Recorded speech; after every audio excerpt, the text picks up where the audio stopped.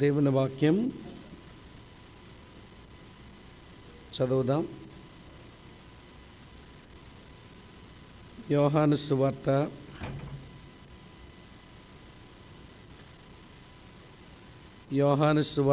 14వ అధ్యాయం మొదటి 3 వచనాలు ఇలా ఉన్నాయి. మీ హృదయమును కలవరపడనీయకుడి, దేవుని యందు విశ్వాసముంచుచున్నారు, నా యందును విశ్వాసముంచుడి. నా తండ్రి ఇంట అనేక నివాసములు కలవు, లేని ఎడల మీతో చెప్పుదును. మీకు స్థలము సిద్ధపరచ వెళ్ళుచున్నాను. నేను వెళ్ళి మీకు స్థలము సిద్ధపరచని ఎడల నేనుండు స్థలములో మీరును ఉండులాగున మరలా వచ్చి నా యొద్ద ఉండుటకు మిమ్మును తీసుకొని పోవుదును. మరో స్థలములో మరి యొక్క వచనాన్ని మనం చదువుదాం. రాజులు 2వ గ్రంథం 2వ అధ్యాయం 11వ వచనం. వారు ఇంకా వెళ్ళుచు మాటలాడుచుండగా ఇదిగో అగ్ని రథమును అగ్ని గుర్రములను కనబడి వీరిద్దరిని వేరు చేశాను. అప్పుడు ఏలియా సుడిగాలి చేత ఆకాశమునకు ఆరోహణమాయెను. ప్రభు ఈ వచనాలు ఈ రాత్రి మన ధ్యానం కొరకై ఆశీర్వదించునుగాక. ఆమేన్. ఈ చివరి 3 దినాలు నా ముందు ఉన్న 3 అంశాలు: విశ్వాసి రాకడ, విశ్వాసి సిద్ధపాటు, విశ్వాసి సంపూర్ణత. గతించిన రాత్రి విశ్వాసి రాకడను గూర్చి మీతో నేను పంచుకుంటూ వచ్చాను. మన కొరకు మన ప్రభువైన యేసుక్రీస్తు వారి యొక్క రాకడ, ఆయన ప్రత్యక్షత, అది మనకు శుభప్రదమైన నిరీక్షణ. ఆయన బెత్లెహేములో శరీరధారిగా ప్రత్యక్షమయ్యాడు. ఆ ప్రత్యక్షత గొర్రెపిల్లగా మనందరి కొరకు తన ప్రాణం అర్పించడానికే. అటు తరువాత ఆయన ఒక రోజున మహిమగల దేవుడుగా ఆయన ప్రత్యక్షమవుతాడు. ఆ ప్రత్యక్షత కొరకే క్రైస్తవ సార్వత్రిక సంఘం ఎదురు చూస్తూ ఉంది. ఆ ప్రత్యక్షతకు పౌలు భక్తుడు పెట్టిన పేరు శుభప్రదమైన నిరీక్షణ అన్నాడు. ప్రభు అయిన యేసుక్రీస్తు వారు రెండోసారి తన ప్రత్యక్షతను అనుగ్రహించడం, అది మనకెందుకు శుభప్రదమైన నిరీక్షణ అయ్యిందో గతించిన రాత్రి ఒక 5 ప్రాముఖ్యమైన విషయాలు మీతో చెబుతూ వచ్చాను. ప్రభు అయిన యేసుక్రీస్తు వారి యొక్క ఆ ప్రత్యక్షత, అది శుభప్రదమైన నిరీక్షణ అవ్వడానికి మొదటి కారణం, అది మనను పవిత్రీకరించే నిరీక్షణ అని చెప్పాను. యేసుక్రీస్తు రాకడ విషయమై ఈ నిరీక్షణ కలిగి ఉన్న మనం, ఆయన తను తాను పవిత్రునిగా చేసుకున్న ప్రకారం మనము కూడా మనల్ని మనం పవిత్రీకరించుకుంటాం. ఆ పవిత్రీకరణ ఏంటో మీతో రాత్రి చెప్పాను. రెండవ సంగతి, యేసుక్రీస్తు యొక్క ప్రత్యక్షత మనకు శుభప్రదమైన నిరీక్షణ. అది ఎందుకు శుభప్రదమైన నిరీక్షణ అంటే, అది మనలను ప్రోత్సాహపరిచే నిరీక్షణ. ఆయన వచ్చినప్పుడు ఆయన సంఘం ఆయన ప్రక్కగా చేరుతుంది. ఆయన సింహాసనం మీదకి వస్తాడు. భూమి మీద అస్తవ్యస్తంగా ఉన్నవన్నీ చక్కబెడతాడు. చివరికి సముద్రం జలములతో నిండి ఉన్నట్టు భూమి అందంతటా ఆయన జ్ఞానము చేత భూమి నింపబడుతుంది. అది ఒక క్రైస్తవ విశ్వాసికి అది ఎంతో గొప్ప ప్రోత్సాహం. అందుకే ఈ శుభప్రదమైన నిరీక్షణ మనకది ప్రోత్సాహపరిచే నిరీక్షణ అని చెప్పాను. మూడవ సంగతి, ఇది మనకు శుభప్రదమైన నిరీక్షణ. ఎందుకని అని అంటే, ఇది మనల్ని సవాలు చేస్తున్న నిరీక్షణ అని మీతో చెప్పడం జరిగింది. ఇది ఏమని సవాలు చేస్తుంది అని అంటే, ఆయన వస్తాడు, మనం ఎత్తబడతాము. ఆ రోజున ఆయన సముఖమందు మనం నిలబడి ఉన్నప్పుడు మన ఆనందం, మన అతిశయం, మన కిరీటం మన ద్వారా రక్షించబడిన వ్యక్తులు అవుతారు. కనుక ఆయన వచ్చేస్తున్నాడు, నువ్వు ఎత్తబడతావు. కనుక త్వరగా ఆయన కొరకు మనుషులను సంపాదించుకో అని ఆయన రాకడ సత్యం మనలను సవాలు చేస్తూ ఉంది. అందుకనే ఈ నిరీక్షణ శుభప్రదమైన నిరీక్షణ, అనగా ఇది మనల్ని సవాలు చేయ నిరీక్షణ అని చెప్పాను. అటు తరువాత ఈ నిరీక్షణ శుభప్రదమైన నిరీక్షణ ఎందుకని అంటే, ఇది మనల్ని సమైక్యపరచు నిరీక్షణ. ఆయన రాకడ సమీపిస్తూ ఉండగా, మనము కూడా ఆయన రాకడకు సమీపమవుతూ ఉండగా, మనము కూడా ఆయనకు సమీపంగా బ్రతికే ప్రక్రియను ఆరంభించాలి. మనం ఒకరికొకరము దగ్గర కావాలి.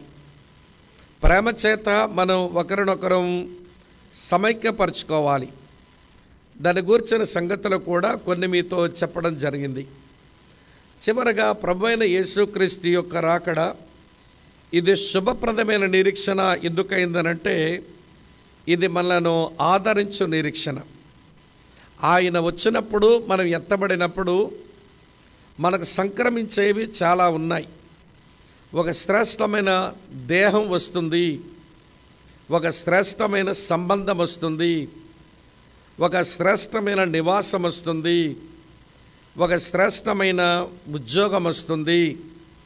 కనుక ఈ మాటల చేత మనం ఒకరినొకరు ఆదరించుకోవాలి. అందుకే ఇది ఆదరించు నిరీక్షణ అని నేను రాత్రి మీతో చెప్పాను. సరే, ఒకసారి మళ్ళీ ఎందుకు జ్ఞాపకం చేశాను అంటే, యేసుక్రీస్తు యొక్క రాకడకు విశ్వాసకున్న సంబంధం ఇది మనకు అర్థం కాకపోతే, ఆ నిరీక్షణ మనకు బోధపడకపోతే, ఈ రోజున విశ్వాసి సిద్ధపాటు ఇది చాలా ప్రాముఖ్యమైన అంశం. దీన్ని మనం అర్థవంతంగా ఆలోచించలేమని మరోమారు దాన్ని నేను మీకు జ్ఞాపకం చేస్తూ వచ్చాను. మరి నిన్న ఆసక్తితో వచ్చి వాక్యం విని నేర్చుకున్న మిమ్మల్ని అందరినీ మనసారా అభినందిస్తూ, మనం ఇప్పుడే పాడుకున్నాము, నాతో మాట్లాడు ప్రభువా అని. ఆయన మాట్లాడుతూ ఉండగా ఆయన వాక్యపు అద్దంలో మనల్ని మనం చూసుకొని, సుత్తి వలె సరిచేసే వాక్యం, అగ్ని వలె మనలను దహించే ఆయన వాక్యం మన జీవితాలను మరి సరిచేయనట్లుగా ఆయన కృపను కోరుతూ, ఈ రాత్రి విశ్వాసి సిద్ధపాటు అనే ఈ కీలకమైన అంశాన్ని మనం కలిసి ధ్యానం చేస్తాం. తల్ల వంచండి, కళ్ళు మూసుకోండి. ప్రేమ కలిగిన మా ప్రియమైన మా పరలోకపు తండ్రి, నీ ప్రియకుమారుడు మా ప్రభువైన యేసుక్రీస్తునందు మిమ్మలను మా హృదయపూర్వకంగా స్తుతించి ఆరాధించి మిమ్మల్ని పూజిస్తూ ఉన్నాం.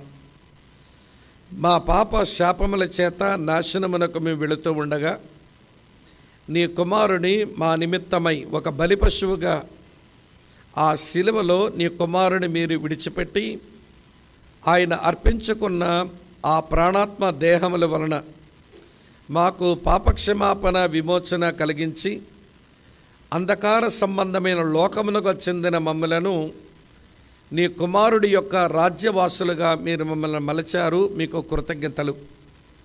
ఈ గంభీరమైన అనుభవాలు మా జీవితంలో ఉండగా, నీ కుమారుడు మా కొరకు మరోసారి ఆయన వేంచయ్యని ఉండగా ఆయన్ను ఎదుర్కోవడానికి మేము సిద్ధపడవలసి ఉంది అని నీ పరిశుద్ధ లేఖనాలు మాకు బోధపరుస్తూ ఉండగా మేము సరియగు రీతిగా మేము సిద్ధపడడానికి కావలసిన కృప మాకును సమృద్ధిగా మీరు అనుగ్రహించమని, మా బలహీనతల్లో నీ బలము పరిపూర్ణం చేయమని మమ్మల్ని మేము మీ నమ్మకమైన నీ కృపకు అప్పగించుకుంటూ మా మనోనేత్రం వెలిగించమని, మా హృదయాలు నీకు భయపడి నీ వాక్యం అంగీకరించినట్లుగా చేయమని, మిట్టుకు మేము నీ రాకడ కొరకై, నీ కుమారుని యొక్క రాకడ కొరకై సిద్ధపడడానికి మీ కృప అనుగ్రహించుదరని యేసుక్రీస్తు వారి యొక్క ప్రశస్త నామంలోనే స్తోత్రాలు చెల్లించి అడిగి వేడుకొని ప్రార్థిస్తున్నాము తండ్రి.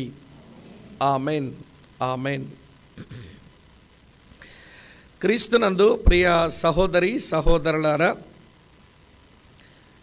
క్రైస్తవులంగా మనం కలిగి ఉన్న నిరీక్షణ, మన ప్రభు అయిన యేసుక్రీస్తు వారు మన కొరకు వేంచయ్యనై ఉన్నారు. ఆయన వచ్చినప్పుడు మనకంటే ముందు మృతులైన వారు మొదట లేచి వారు మహిమ దేహాలతో ప్రభువుని ఎదుర్కొంటారు అని, ఆ మీదట బ్రతికి ఉన్న సజీవులుగా ఉన్న మనం ఎత్తబడతాము అనేటువంటి మాటలు మన విశ్వాసంలో మనం ఎరిగిన మాటలే. అయితే ప్రభు అయిన యేసు రాకడ సార్వత్రిక సంగమగా మనం ఎత్తబడ్డం, ఈ రెండు మంచి అనుభవాల గురించి ఒక రెండు మాటలు చెప్తాను. ఆయన రాకడ మనం ఎత్తబడ్డం ఇది అకస్మాత్తుగా జరిగే సంఘటన. ఇది అకస్మాత్తుగా జరిగే సంఘటన. 1 కొరింథీ పత్రిక 15వ అధ్యాయం, 1 కొరింథీ పత్రిక 15వ అధ్యాయంలో పౌలు భక్తుడు ఇది అకస్మాత్తుగా సడన్గా జరగవచ్చు, అది ఇప్పుడు అప్పుడని ఒక తేదీని సమయాన్ని మనం నిర్ధారించలేము, ఇది అకస్మాత్తుగా జరిగే సంఘటన అన్నాడు. 1 కొరింథీ పత్రిక 15వ అధ్యాయం తెలుగు బైబిల్లో 51, 52 వచనాలు కలిసి ఉంటాయి చూడండి. ఇదిగో మీకు ఒక మర్మము తెలుపుచున్నాను, మనమందరము నిద్రించము గాని నిమిషములో ఒక రెప్పపాటున కడబోర మ్రోగగానే మనమందరము మార్పు పొందుదము. బోర మ్రోగును, అప్పుడు మృతులు అక్షయులుగా లేపబడుదురు, మనము మార్పు పొందుదము అనే మాట మనం చదువుతాం. ఈ వచనం మనకేమి నేర్పిస్తుంది అని అంటే, ప్రభు అయిన యేసు రాకడ సార్వత్రిక సంగమగా మనం ఎత్తబడ్డం, ఇది ఒక అకస్మాత్తుగా జరిగే అనుభవం, సడన్ ఎక్స్పీరియన్స్. ఈ మాట మనం ఎప్పుడూ మర్చిపోకూడదు. ఇది అకస్మాత్తుగా జరిగేది కాబట్టి ఆ కాలాలు సమయాలు తెలుసుకోవాలని ఆనాటి అపోస్తుల దగ్గర నుంచి ఈనాటికి చాలామంది బోధకుల వరకు ఎంత ఉబలాటమో చెప్పలేం. యేసు ప్రభు వారు వెళ్ళిపోతున్నప్పుడు కూడా ఆ శిష్యులు 11 మంది అడిగారుగా, ఆ కాలం ఎప్పుడు సంభవిస్తుంది అని అడిగితే, కాలములు తెలుసుకోవడం మీ పని కాదు, మీరు పైనుంచి శక్తిని పొంది ఆ శక్తి చేత మీరు యెరూషలేము, యోదయ, సమరయ, భూదిగంతాల వరకు సాక్షులుగా ఉండండి, ఆ సమయాలు నా తండ్రి స్వాధీనములో ఉన్నాయి అని ప్రభు చెప్పారు. ఆనాడు ఆ 11 మంది శిష్యుల లగాయత్తు ఈరోజు వరకు చాలామంది బోధకులకు, సేవకులకు, విశ్వాసులకు ఆ సమయాలు తెలుసుకోవాలని ఎంత ఉబలాటమో చెప్పలేం. గత 4 దశాబ్దాలలో ఎంతోమంది బోధకులు పలానా సంవత్సరం, పలానా నెల, పలానా తేదీ యేసుప్రభు వచ్చేస్తున్నాడు అని చెప్పి మన వాళ్ళు చేసిన ప్రకటనలు అవి విక్రంతల పాలవ్వడం మనకు తెలియని విషయం కాదు. చాలామంది చెప్పారు పలానా సంవత్సరం ప్రభు వచ్చేస్తున్నాడు, సంఘం ఎత్తబడిపోతుంది అంటే, మన వాళ్ళు కూడా ఒక గొర్రెల మందలాగా, అయ్యో వాళ్ళకెంతో ప్రత్యేకమైన ప్రత్యక్షత దొరికింది, అయ్యగారు చెప్పారు, అమ్మగారు చెప్పారు అని చెప్పి ఆ రోజు కొరకు ఆ సంవత్సరంలో వారి ఎదురు చూపులు ఇన్ని అన్నీ కావు. సరే, వాళ్ళ గురించి మనం మాట్లాడుకునే పనికి ఇప్పుడు అనవసరం. కానీ కాలములు, సమయములు తండ్రి స్వాధీనములో ఉన్నాయి. కాలాలు తెలుసుకోవడం మన పని కాదు, ఆ కుమారుని యొక్క రాకడ అకస్మాత్తుగా సంభవిస్తుంది కనుక దాని కొరకు సిద్ధపడమే మన పని. ఆత్మను పొంది మనం చేయవలసిన పని చేస్తూ ఆయన రాకడ కొరకు మనం ఆకాంక్షిస్తూ ఉండడం, అదే మన సిద్ధపాటు. ఇది కొంచెం మనసులో ఉంచండి. రెండవ సంగతి చెప్తాను, వినండి. యేసు ప్రభు యొక్క రాకడ, సంఘం ఎత్తబడే సమయం, ఇది ఒక ఆశ్చర్యకరమైనటువంటి అనుభవం. ఇది షాకింగ్ ఎక్స్పీరియన్స్. ఎందుకు ఇది షాకింగ్ అని అన్నానంటే, ఎత్తబడతారు అనేవాళ్ళు మిగిలిపోతారు, ఈడెత్తబడతాడా అనుకునే వాళ్ళు లేచి వెళ్ళిపోతారు. నీ గుండె గతుక్కమంటది. నేను మిగిలిపోయానంటే అనిపిస్తుంది. ఒకవేళ మిగిలిపోతే ఆడిపోయాడేంటి అనిపిస్తుంది. ఎందుకో తెలుసా, ఆయన రాకడ, సంఘం ఎత్తబడ్డం, ఇది భలే షాకింగ్గా ఉంటుంది మనుషులకు. యేసు ప్రభు భూమి మీద ఉన్నప్పుడే తన పర్వత ప్రసంగంలో ఒక మాట ఇలా చెప్పారు. మత్తయి సువార్త 7వ అధ్యాయం ప్రియులారా 22వ వచనం చూడండి. ఏమంటారంట ఆ రోజున వాళ్ళు, ఆ దినమందు అనేకులు నన్ను చూచి, ప్రభువా ప్రభువా, మేము నీ నామమున ప్రవచింపలేదా? నీ నామమున దెయ్యములు వెళ్ళగొట్టలేదా? నీ నామమున అనేక అద్భుతములు చెయ్యలేదా అని చెప్పుదురు. అప్పుడు నేను, మిమ్మల్ని ఎన్నడనూ ఎరుగును, అక్రమము చేయువారులారా, నా యొద్ద నుంచి పొండని వారితో చెప్పుదును అన్నాడు. అమ్మ, గమనిస్తున్నారా ఈ మాట? ఎత్తబడతాము అనుకునే వాళ్ళు మిగిలిపోయి కనబడతారు. వీడు ఎత్తబడ్డు వెళ్ళడనుకునే వాళ్ళు వెళ్ళిపోయి కనబడకుండా అయిపోతారు. అందుకనే ప్రభు అయిన యేసుక్రీస్తు రాకడ, అలాగనే మన యొక్క ఎత్తబడే అనుభవం, ఇది ఒక షాకింగ్ ఎక్స్పీరియన్స్. ఇది ఆశ్చర్యాన్ని కలిగించే ఒక సంఘటన. ఇది అకస్మాత్తుగా జరుగుతుంది. ఇది ఆశ్చర్యంగా జరిగిపోతుంది. అందుకొరకే ప్రభు అయిన యేసుక్రీస్తు భూమి మీద ఉన్నప్పుడు సిద్ధపడండి అన్నాడు. ఆయన వెనుక వచ్చిన అపోస్తలులు, అటు పేతురు కావచ్చును, లేక పౌలు భక్తుడు కావచ్చును, వారు కూడా సిద్ధపడండి అని చెప్పడం పరిశుద్ధ లేఖనాల్లో కోకొల్లల మాటలు ఉన్నాయి. కాబట్టి ప్రియమిత్రులారా, ఈ రోజున సిద్ధపడ్డం, విశ్వాసి సిద్ధపాటు, ఇది మనం ఆలోచించబోతున్నాం. నేను ఆ సంగతి మీతో చెప్పే ముందు వినండి. ఒక జరిగిన సంఘటన, అంటే ఏదో కథగా చెప్పుకున్నది జరిగిందని అంటారు కానీ ఏమో, ఎందుకంటే ఈ పుక్కిట పురాణాల్లో చాలా సంగతులు జరిగాయని మనం అనుకుంటాం కానీ జరగకపోవచ్చును. కానీ అందులో ఒక నీతి ఉంది గనక ఆ సంఘటన మీతో చెప్తాను. ఒక చక్రవర్తి గారు ఉన్నారట. ఆయనకేమో నవ్వించేటువంటి మంత్రులు కూడా ఉన్నారు. వాళ్ళని రాజుగారి దగ్గర భట్రాజులు అంటారు కదా. భట్రాజులు అంటే రాజుగారికి ఒలిమండిపోయినప్పుడు, రాజుగారికి చిరాకు పుట్టినప్పుడు, ఎవడో వచ్చి రాజుగారు నవ్విస్తే ఆ ఒత్తిడి, ఆ చింత నుంచి బయటపడడానికి తను నవ్వించేటువంటి ఆశగాలను, అదే భట్రాజును ఉంచుకుంటాట రాజు. అలాంటి వాళ్ళు చాలామంది ఉన్నారు. కానీ అయితే వీళ్ళందరిలో ఒకడు ఎంత అమాయకంగా మాట్లాడతాడో, ఎంత అజ్ఞానంగా మాట్లాడతాడో, కానీ వాడు మాట్లాడిన మాటలు అందరూ కడుపుబ్బా నవ్వుకుంటారన్నమాట. సరే, రాజుగారికి ఒక మారు అనిపించిందట, నన్ను బాగా నవ్వించి, నాకు ఒత్తిడి తగ్గించి, నాకు సేవ చేసిన వీళ్ళందరికీ నేను సన్మానం చేద్దామని ఒక సన్మాన సభను ఏర్పాటు చేసి ఒక్కొక్కరికి ఒక బహుమానం ఇచ్చి పంపిస్తూ ఉన్నాడు. సరే, ఈ అజ్ఞానంగా అమాయకంగా మాట్లాడేవాడు ఉన్నాడని చెప్పాను చూశారు. వాడు కొంచెం ఆలస్యంగా వచ్చాడంట సన్మాన సభకు. రాజువాడిని గమనించి, నేను పిలిపిస్తే వీడు ఆలస్యంగా రావడమా, వీడు తగిన శాస్తి నేను చేసి చూపిస్తానని అనుకుని, మొత్తానికి అందరి సన్మానం అయిపోయింది. వాడు కూడా ఉన్నాడు, ముందుకొచ్చాట. ముందుకొచ్చినప్పుడు రాజు అన్నాడట, అయ్యో, నేను సన్మాన సభలో ఏమేమి ఇద్దామనుకున్నానో వీళ్ళందరికీ ఇచ్చి పంపించాను. ఇప్పుడు నీకు ఇవ్వడానికి నా దగ్గర ఏమీ లేదు. కానీ నువ్వు ఆలస్యంగా వచ్చావు చూసావా, నువ్వు చాలా మూర్ఖుడు అని నాకు అర్థమైంది. అందుచేత నీకో బహుమానం నా దగ్గర ఉంది. ఇదిగో ఈ కర్ర తీసుకొని నీ దగ్గర ఉంచుకో. ఇది మూర్ఖుడు అని నేను నీకు ఇచ్చిన బహుమానం. నీకంటే పెద్ద మూర్ఖుడు ఎవడైనా కనబడితే వాడికి అది ఇచ్చేద్దువులే, అప్పుడు రా, నీకు మంచి బహుమానం ఇస్తానన్నాడు. వాడేమీ ఇబ్బంది పడకుండా, బాధపడకుండా, మహాప్రభు మీకు నిండా వందనాలు, నేను చాలా మూర్ఖుడునని, ఫూల్నని, మీరు నన్ను ప్రేమించి కర్ర ఇచ్చినందుకు మీకు నిండా వందనాలని కర్ర పట్టుకొని పోయాడు. వాడు ఇక్కడ ఉన్నారా లేదా? కర్ర పట్టుకొని పోయాడు. వాడు ఎక్కడికి పోయినా కర్రతోనే తిరుగుతున్నాడట. వాడు ఎక్కడ పోయినా కర్ర పట్టుకొని తిరుగుతున్నాడు. వాడు ఉబలాటం ఏంటో తెలుసా? రాజుగారు ఏదో ఖరీదైనది ఇస్తానన్నారు కదా, నాకంటే మూర్ఖుడు ఎక్కడైనా దొరికితే ఆడికి ఇచ్చేద్దాం, ఆ బహుమానం సంపాదించుకుందామని ఎక్కడ పోయినా కర్ర పట్టుకుని పోతుంటే ఈడికంటే మూర్ఖుడు ఎవడ కనబడటంలా. చివరికి రాజుగారికి సుస్థి చేసిందని, అనారోగ్యం వచ్చిందని కబురు వచ్చిందట. సరే, అందరూ పోయి పలకరించి వస్తున్నారు. ఎవరన్నారట, ఏమిరా బాబు నువ్వు వెళ్ళి రాజుగారిని పలకరించి వచ్చావా అన్నారట. లేదు లేదు, ఇప్పుడు వెళదామనుకుంటున్నాను అని చెప్పి చేతిలో ఏముంటుంది, మీకు బాగా గుర్తొచ్చింది. సరే మంచిది. ఆ కర్ర పట్టుకొని రాజుగారి దగ్గరికి వెళ్ళి, రాజుగారేమో మంచం పట్టేశాడు, గడికో గంటకో చచ్చేలాగున్నాడు. రాజుగారి పక్కన నిలబడి, అయ్యో మహాప్రభు, ఏంటి పరిస్థితిలో ఇలా అయిపోయారు మీరు, మిమ్మల్ని చూడడం నాకు చాలా బాధేస్తుంది అన్నాడంటే ఇలా కర్ర పట్టుకొని. రాజుగారు అన్నారట, ఒరే నేను వెళ్ళిపోతున్నాను రా అన్నారట. వెంటనే వాడు అన్నాడట, ఎక్కడికి మహాప్రభు అన్నాడు. అదేంట్రా నేను వెళ్ళిపోతున్నానంటే ఎక్కడికని అడుగుతాడు ఈడు మూర్ఖుడు అనుకొని, ఏంటా ప్రశ్న అన్నాడట.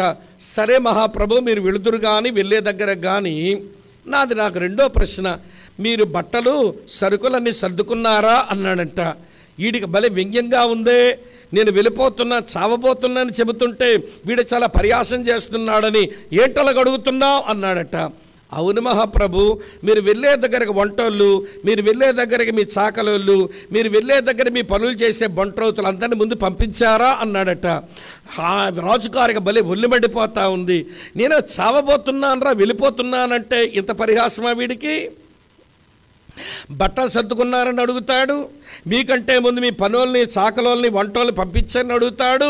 వీడికి ఇంత పరిహాసం అయిపోయిందా నా చావని ఎవడు కోపంగా లేస్తే వెంటనంట, మహాప్రభు దండం పెడతానేమనుకోకండి, అంత కోపగించుకోకండి, మీరు నాకు ఒక కర్ర ఇచ్చారు, ఈ కర్ర నీకంటే మూర్ఖుడు ఎవడైనా కనబడితే వాడు చేతిలో పెట్టమన్నారు, మీరేమనుకోకండి, కర్ర మీరు తీసుకోండి అన్నాడు. అదేంట్రా నాకు ఇస్తున్నావు ఈ కర్ర అన్నాడు. అవును మహాప్రభు, నాకంటే మీరే పెద్ద మూర్ఖుల్లాగా ఉన్నారు, వెళ్ళిపోతున్నానని అంటారు, ఎక్కడికి వెళ్ళారంటే జవాబు లేదు మీ దగ్గర, మీరన్నీ సర్దుకున్నారంటే జవాబు లేదు మీ దగ్గర, మీరు రాజు కదా, మీ పనులు చేసేదానికి బంటౌతులు వంటవులు చాకలోళ్ళు పంపించారంటే మీరు నా మీద కోప్పడిపోతున్నారు, ఎక్కడికి వెళ్తున్నారో మీకు తెలియనప్పుడు, దాని కొరకు మీరు సరిగా సిద్ధపడినప్పుడు మీరు నాకంటే మూర్ఖులు అనిపిస్తుంది, దయచేసి కర్ర తీసుకోండి, మీరు నాకు ఏ బహుమానం ఇవ్వకపోయినా పర్లేదు కానీ రాజుగారే నాకంటే మూర్ఖుడని తేలిపోయిందని కర్ర ఇచ్చిపోయాడు అంటాడు. అర్థమైందా? సరే మీరు బాగా నవ్వారు కానీ ఇప్పుడు ప్రభు వస్తాడు, మేము ఎత్తబడతాము అని పాడుతున్నామే పాటలు, చెప్పుకుంటున్నామే ప్రసంగాలు, మరి ఎక్కడికి వెళ్తారో మీకు తెలుసా? దాని కొరకు మీరు సరిగానే సిద్ధపడ్డారా? సిద్ధపడకపోతే ఇందాక రాజుగారిలో కర్ర రాజుగారి చేతిలో పెట్టినట్టు ఏమండి మీ దగ్గర కూడా ఏదో వదిలేసి నేను లేపోవాల్సి వస్తుంది రాత్రి. మనం ప్రయాణం చేయబోతున్నాం ఎక్కడికి? వినండి ప్రియులారా, ఈ భూలోకము నుంచి పరలోకానికి పోబోతున్నాము, ఈ తాత్కాలికము నుంచి శాశ్వతములోనికి ప్రయాణం చేయబోతున్నాము. దేవునికి దూరముగా ఉన్న మనం దేవునికి సమీపస్తులుగా వెళ్ళిపోబోతున్నాము. దాని కొరకు సరైన సిద్ధపాటు అది అవసరం కనుక విశ్వాస సిద్ధపాటు అనే టాపిక్ మీ పాస్టర్ గారే తయారు చేసి ఇచ్చారు. ఏమైంది, ఎవరో తయారు చేసి ఇచ్చినవి కావివి. కనుక విశ్వాసి ఆయన రాకడ గురించి ఎరిగిన నీవు విశ్వాసిగా నువ్వు సిద్ధపడాలిగా. ఇంతకీ ఎలా సిద్ధపడాలో ఏమండి ఎత్తబడ్డంలో సిద్ధపాటు నేను చాలామంది జీవితాలను చెప్పగలను కానీ ఏమండి చాలా క్లాసికల్గా ఏమండి సాంప్రదాయకంగా కనబడే ఒక ఆయన ఉదాహరణ చెప్పి ఆయన సిద్ధపాటు చెబుతాను. ఆయన సిద్ధపాటులో ఏ ఒక్కటి మన దగ్గర లోపించినా ఎత్తబడతానని మిగిలిపోతామేమో జాగ్రత్త అని చెప్పడానికి నేనేమీ మొహమాట పడ్డం లేదు. ఆ వ్యక్తి మరి ఎవరో కాదు సుమా. వినండి, మరణమును రుచి చూడకుండా పరలోకానికి ఆరోహణమైన హానోకు తరువాత ఏమండి సేవకుడు ప్రవక్త అయిన ఏలియా అనే మాటకు వింటున్నారా ప్రియమైన స్నేహితులారా? యెహోవాయే నా దేవుడు అని అర్థం, నా ప్రభువే నా దేవుడు అని అర్థం కలిగిన పేరు కలిగిన వాడు. ఎందుకంటే ఇశ్రాయేలు దేశంలో బయలే మా దేవుడు అనుకునే వాళ్ళు తయారయ్యారుగా. యెజబేలు పుణ్యమా అంటూ ఆ యెజబేలు బయలుదేవత మిషనరీగా దేవుని ప్రజల మధ్యలోనికి వచ్చి బయలుదేవత ఆరాధనలు నేర్పించింది, బయలుదేవతలు గుడులు కట్టించింది, బయలు ప్రవక్తలను సిద్ధం చేసింది. చివరికి జీవము గల దేవుని ప్రజల మధ్యలోనికి బయలుదేవత ఆరాధన అది పెచ్చురేగిపోయిన కాలములో బయలే నా దేవుడు అనుకున్న ప్రజల మధ్య దేవుని సేవకుడు ఏలియా యెహోవాయే నా దేవుడు అని బ్రతికినవాడు. సంఘం ఎలాగైతే బ్రతికి ఉన్న సంఘం ఎత్తబడుతుందో ఏలియా కూడా బ్రతికి ఉండగానే మరణమును చూడకుండా ఆయన ఎత్తబడ్డాడు. ఇంతకీ ఆయన అలా ఎత్తబడ్డానికి ఆయన సిద్ధపాటు ఏమిటి? ఏ విషయాలలో ఆయన సరైన సిద్ధపాటు కలిగిన వాడు? ఈ రోజున స్థానిక సంఘంగా సార్వత్రిక సంఘములో సభ్యులంగా మనం ఎత్తబడ్డానికి మనకు కావలసిన సిద్ధపాటు ఏమిటి? నేను 7 విషయాలు ఈరోజు చెప్తాను. నిన్న 5 అయ్యాయిగా, వింటున్నారా లేదా? నిన్న 5 అయినాయి, ఈరోజు 7 అవుతాయి, రేపు 9 అవ్వచ్చేమో, అయ్యేలాగే ఉందిలేండి. అమ్మా వింటున్నారా? నిన్నేమో 5 విషయాలు శుభప్రదమైన నిరీక్షణ గురించి, ఈరోజు ఎత్తబడ్డానికి సిద్ధపడ్డంలో ఏలియా జీవితంలోంచి నేను 7 ప్రాముఖ్యమైన విషయాలు జ్ఞాపకం చేస్తా. ఎలాంటి జీవితం ఆయన అలవాటు చేసుకున్నాడు, ఎలాంటి జీవితానుభవాలు ఆయన బ్రతుకులో పండించుకున్నాడు. అలాంటి జీవితానుభవం లేకుండా ఎత్తబడతాను అని చెప్పే మనం మిగిలిపోతామేమో అని మనం జాగ్రత్త వహించడం కొరకు నేను ఆయన జీవితంలోంచి ఒక 7 సంగతులు మీకు జ్ఞాపకం చేస్తాను. నెంబర్ 1, మొదటిది ఏలియా ఎత్తబడ్డానికి, ఆయన ఆరోహణం అవ్వడానికి ఆయన సిద్ధపాటులో ఉన్న మొదటి అనుభవం విశ్వాస జీవితం, లైఫ్ ఆఫ్ ఫెయిత్.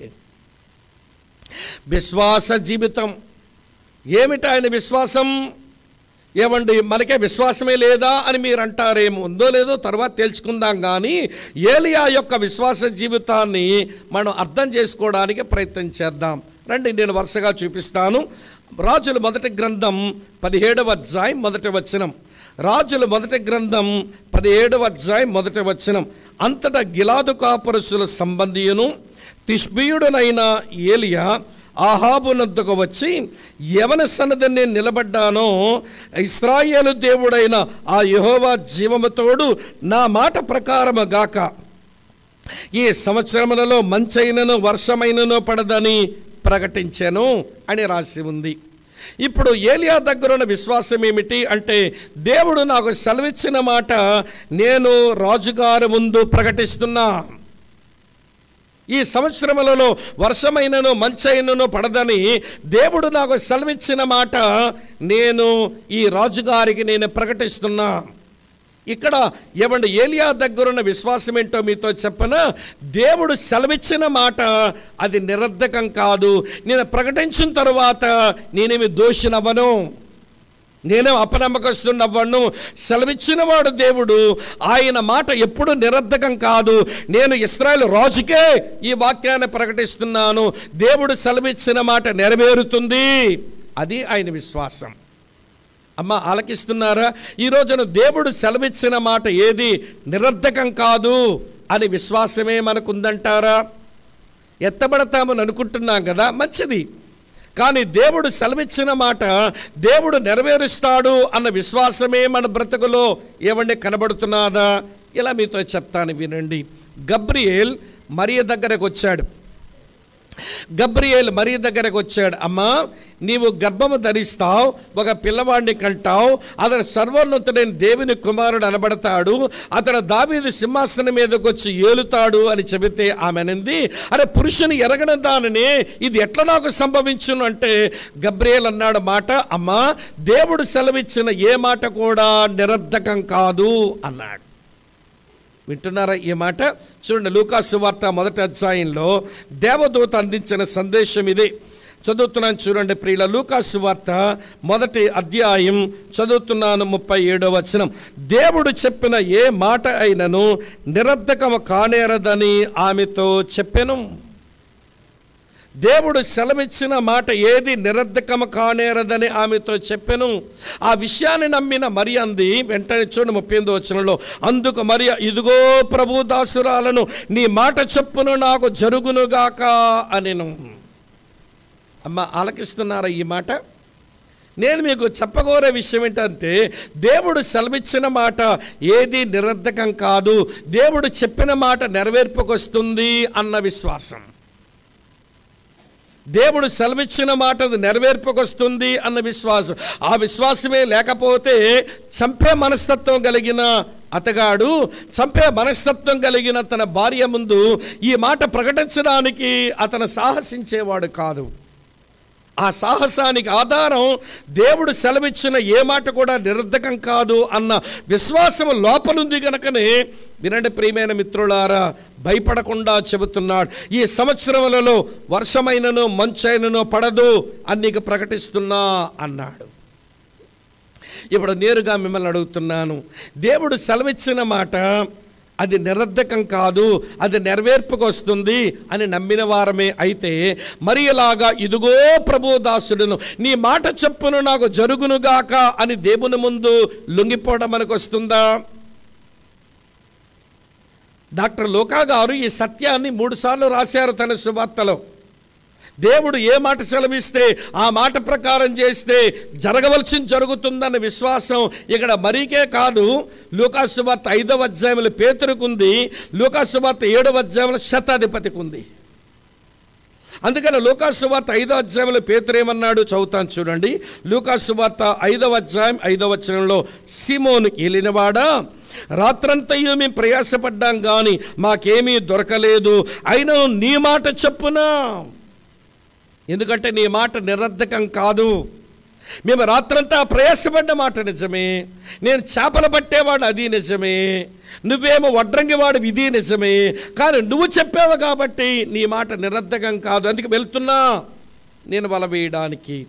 అక్కడే చూడండి, అదే లూకా సువార్త 7వ అధ్యాయం 7వ వచనంలో, శతాధిపతి రోమీడు అంటున్నాడు, అందుచేత నీ యొద్దకు వచ్చుటకు పాత్రుడనని నేను ఎంచుకొనలేదు, అయితే మాట మాత్రమే సెలవిమ్ము, అప్పుడు నా దాసుడు స్వస్థపరచబడును అన్నాడు. నాకు తెలుసు నువ్వు మాట ఇచ్చావనంటే ఆ మాట నిరర్ధకం కాదు, నా దాసుడు స్వస్థపరచబడిపోతాడు. కొత్త సంవత్సరంలోకి వెళ్ళబోతున్నా ఒక నెల తర్వాత, ప్రభువా 2024వ సంవత్సరానికి నా జీవితానికి, నా కుటుంబానికి, మా సంఘానికి ఒక మాట ఇవ్వు నాయనా. నువ్వు ఇచ్చిన మాట అది తూచా తప్పకుండా నెరవేర్పుకొస్తుంది, నిరర్ధకం కాదు గనక నీ మాటను విశ్వసించి నేను బ్రతుకుతానని మనం అడుక్కోవడంలో ప్రియులారా న్యాయం ఉంది కదా. రెండో, దేవుడు ఎప్పుడైనా మనతో మాట్లాడుతూ ఉంటే దేవుడు సెలవిచ్చిన మాట నిరర్ధకం కాదు, అది నెరవేర్పుకొస్తుందని, ఇదిగో ప్రభు దాసుడను, ఇదిగో నేను నీ దాసురాలను, నీ మాట చెప్పున్నా జరుగునుగాక లొంగిపోవడం మనకు రావాలి కదా. నేను మీకు చెప్పగోరుతున్న విషయం ఏంటనంటే, ఏలి యొక్క విశ్వాసం ఏమిటో తెలుసా?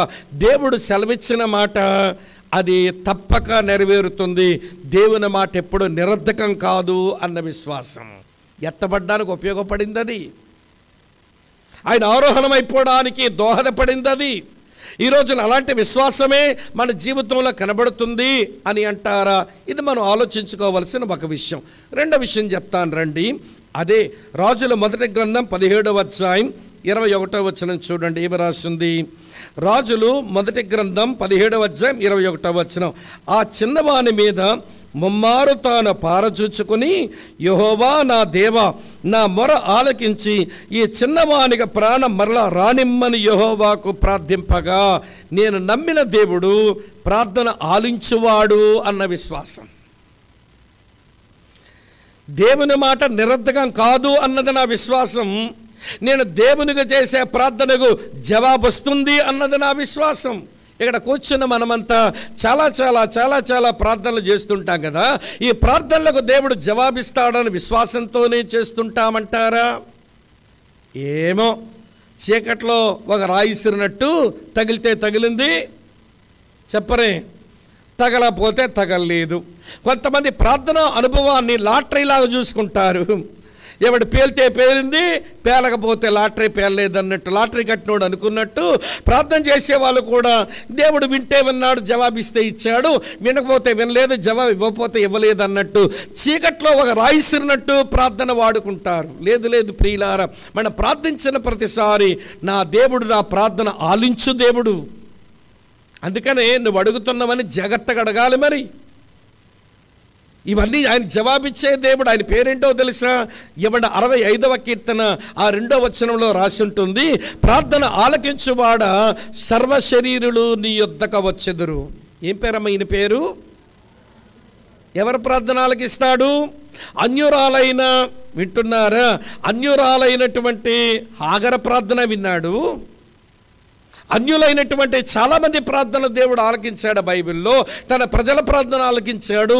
ఇంకా కొంచెం మోటుగా చెప్పవలసి వస్తే ఈ బైబిల్ దేవుడు దెయ్యాల ప్రార్థన కూడా ఆలకిస్తాడు.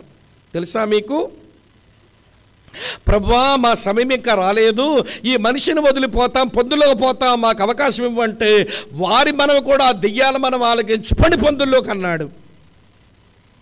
అలాంటి గొప్ప దేవుడిని కలిగిన నీవు ప్రార్థించిన ప్రతిసారి నా ప్రార్థన ఖచ్చితంగా వింటాడు, దానికి జవాబు వస్తుంది అన్న ఆలోచనతోనే మనం ప్రార్థిస్తామంటారా? చీకట్లో రాయి విసిరినట్టు, ఏదో లాటరీ కట్టినట్టు మన ప్రార్థన అనుభవాన్ని వాడుకోకూడదు. ప్రార్థించే పని అది చాలా ప్రశస్తమైన, ఉత్కృష్టమైన, ఉన్నతమైన పని. ప్రార్థించడం అంటే దేవుని కలుసుకోవడమే కదా. ప్రార్థించడం అంటే అలాగ దేవుని కలుసుకోవడమే కదా. కనుక నేను ప్రార్థించిన ప్రతి ప్రార్థనకు నా దేవుడు జవాబిస్తాడు అన్న విశ్వాసంతోనే మనం ప్రార్థించామని అంటారా? ఇక్కడ ఉన్నారా లేదా?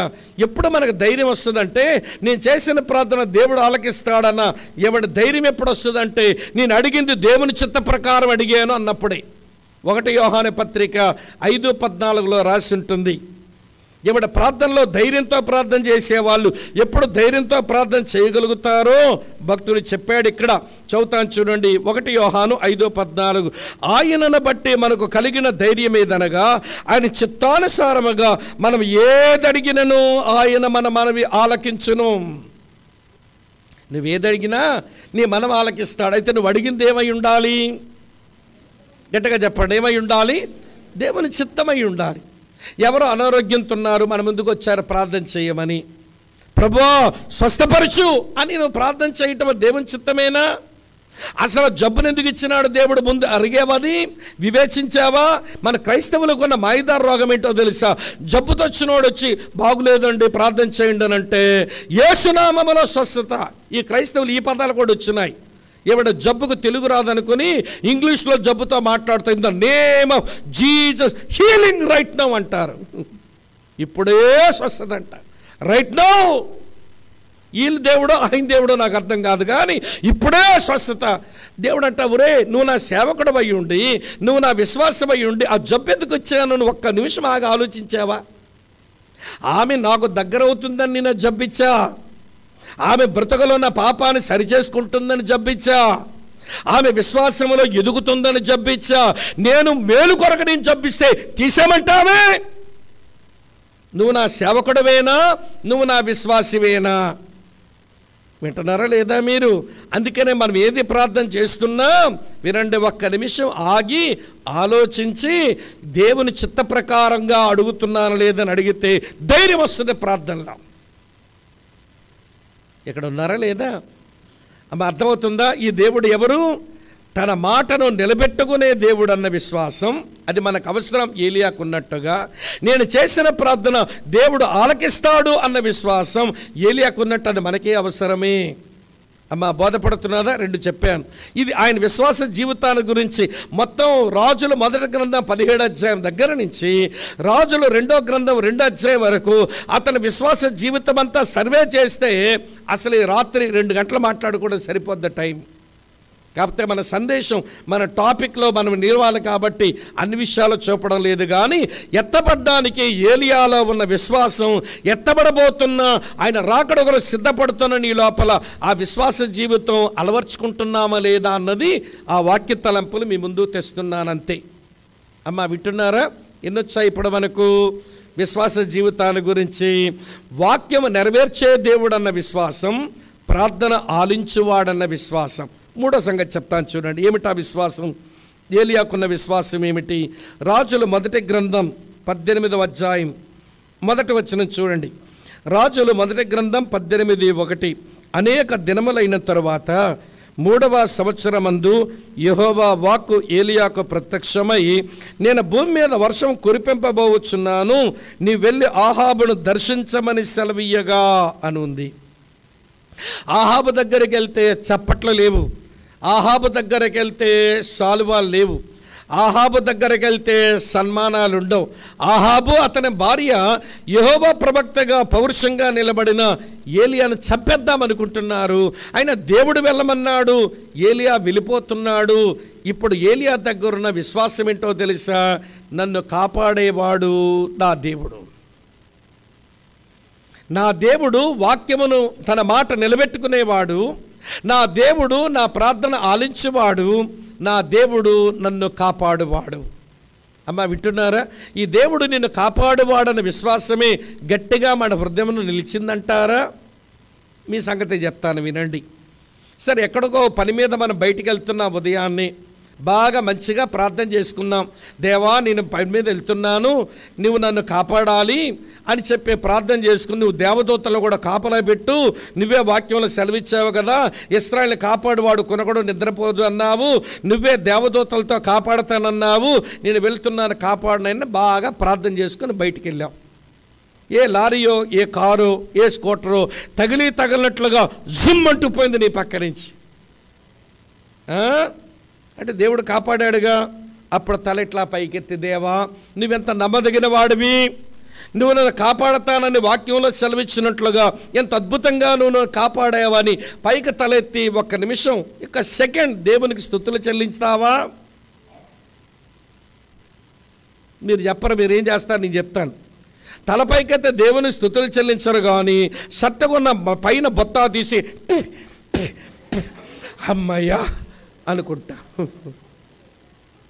ఏ గుండె మీద అంత ఉమ్మిలేస్తున్నావు ఎందుకు? అది గుద్దెలగా చావలేదు, ఇప్పుడు గుండె స్పీడ్గా కొట్టుకుంటుంది, ఇప్పుడు తడిపెట్టబోయి చచ్చిపోతానని నీకు భయం. స్తుతులు ఎగిరిపోయాయి, కాపాడే దేవునికి కృతజ్ఞత ఎగిరిపోయింది. నేను నమ్మిన దేవుడు కాపాడే దేవుడు అనే విషయం పిల్లల విశ్వాసంలో లేదండి, ఆచారంలో మిగిలిందంతే. దేవునికి స్తోత్రం. ఏలియా ఆరోహణం అవ్వడానికి సరైన విశ్వాస జీవితం అలవర్చినవాడు. ఏమిటి ఆయన విశ్వాసం అనగా, దేవుడు మాటిచ్చాడా నెరవేరుస్తాడు అన్నది విశ్వాసం. నేను ప్రార్థించానా దాని జవాబిస్తాడు అన్న విశ్వాసం. నేను ప్రమాదంలోకి వెళుతున్నానా నన్ను కాపాడుతాడని విశ్వాసం. ఇప్పుడు నేరుగా మిమ్మల్ని అడగనివ్వండి, మన విశ్వాస జీవితం ఇలానే ఉందంటారా? మన విశ్వాస జీవితం ఇలానే ఉందంటారా? యేసురాజు వస్తున్నాడు, నేను ఎత్తబడతాను అని పాడుకుంటున్న మనం ఏది మన సిద్ధపాటు? విశ్వాస జీవితంతో సిద్ధపడు. నువ్వు ఎత్తబడ్డానికి అతి ప్రాముఖ్యమైనది విశ్వాస జీవితమని ఈ దైవజనుడి యొక్క జీవిత అనుభవం నుంచి మనము నేర్చుకోవచ్చు. కనుక ఈ రాత్రి వేళ ప్రభువా, ఒకవేళ వినండి, ఇలా చెప్తాను. విశ్వాస జీవితంలో, అమ్మ వింటున్నారా, విశ్వాస జీవితంలో అపనమ్మకం వచ్చేస్తుంది అనుకోండి. నువ్వేం దేవదూతవా, దేవుడువా? నువ్వు మనిషివే, మట్టి గట్టానవే, నేను మనిషిని. విశ్వాస జీవితం అపనమ్మికలు వచ్చేస్తుంటాయి. అప్పుడు యేసయ్య కూడా ఒక అడిగాడు, ఇలాగ చూపిస్తాను చూడండి. మార్కు సువార్త 9వ అధ్యాయంలో ఉంటుంది. మార్కు సువార్త 9వ అధ్యాయంలో ఒకటి ఇట్లా అడిగినాడు, చదువుతాను చూడండి. మార్కు సువార్త 9వ అధ్యాయం చదువుతాను చూడండి, 24వ వచనం. వెంటనే ఆ చిన్నవాని తండ్రి, నమ్ముచున్నాను, నాకు అపనమ్మిక ఉండకుండా సహాయం చేయమని బిగ్గరగా చెప్పాను. ప్రభువా, నేను విశ్వాస జీవితం కలిగి ఉండాలి, కానీ నా విశ్వాస జీవితం అపనమ్మికలు వచ్చేస్తున్నాయి నాయన. నువ్వు మాట నిలబెట్టుకునేవాడు అని గట్టిగా నమ్మలేకపోతున్నా, నువ్వు ప్రార్థన ఆలించే దేవుడు అని కూడా గట్టిగా నమ్మలేకపోతున్నా, నువ్వు నన్ను కాపాడే దేవుడు అని కూడా గట్టిగా నమ్మలేకపోతున్నా. అపనమ్మకం వచ్చేస్తుంది దేవా, కనుక అపనమ్మక రాకుండా నాకు సహాయం చేయవా? ఏమి ఇలా ప్రార్థన చేసుకుంటే ఏంటి తప్పు? విశ్వాసం లేదని పొరుగోడు అనుకుంటాడనా, పక్కన కూర్చున్నావాడు అనుకొని మన విశ్వాసమును మనం చక్కపరుచుకోవాలి. అమ్మ వింటున్నారా? కనుక నీ విశ్వాసంలో అపనమ్మిక వచ్చేస్తే అడుగు, ఇలాగ ప్రార్థన చెయ్యి.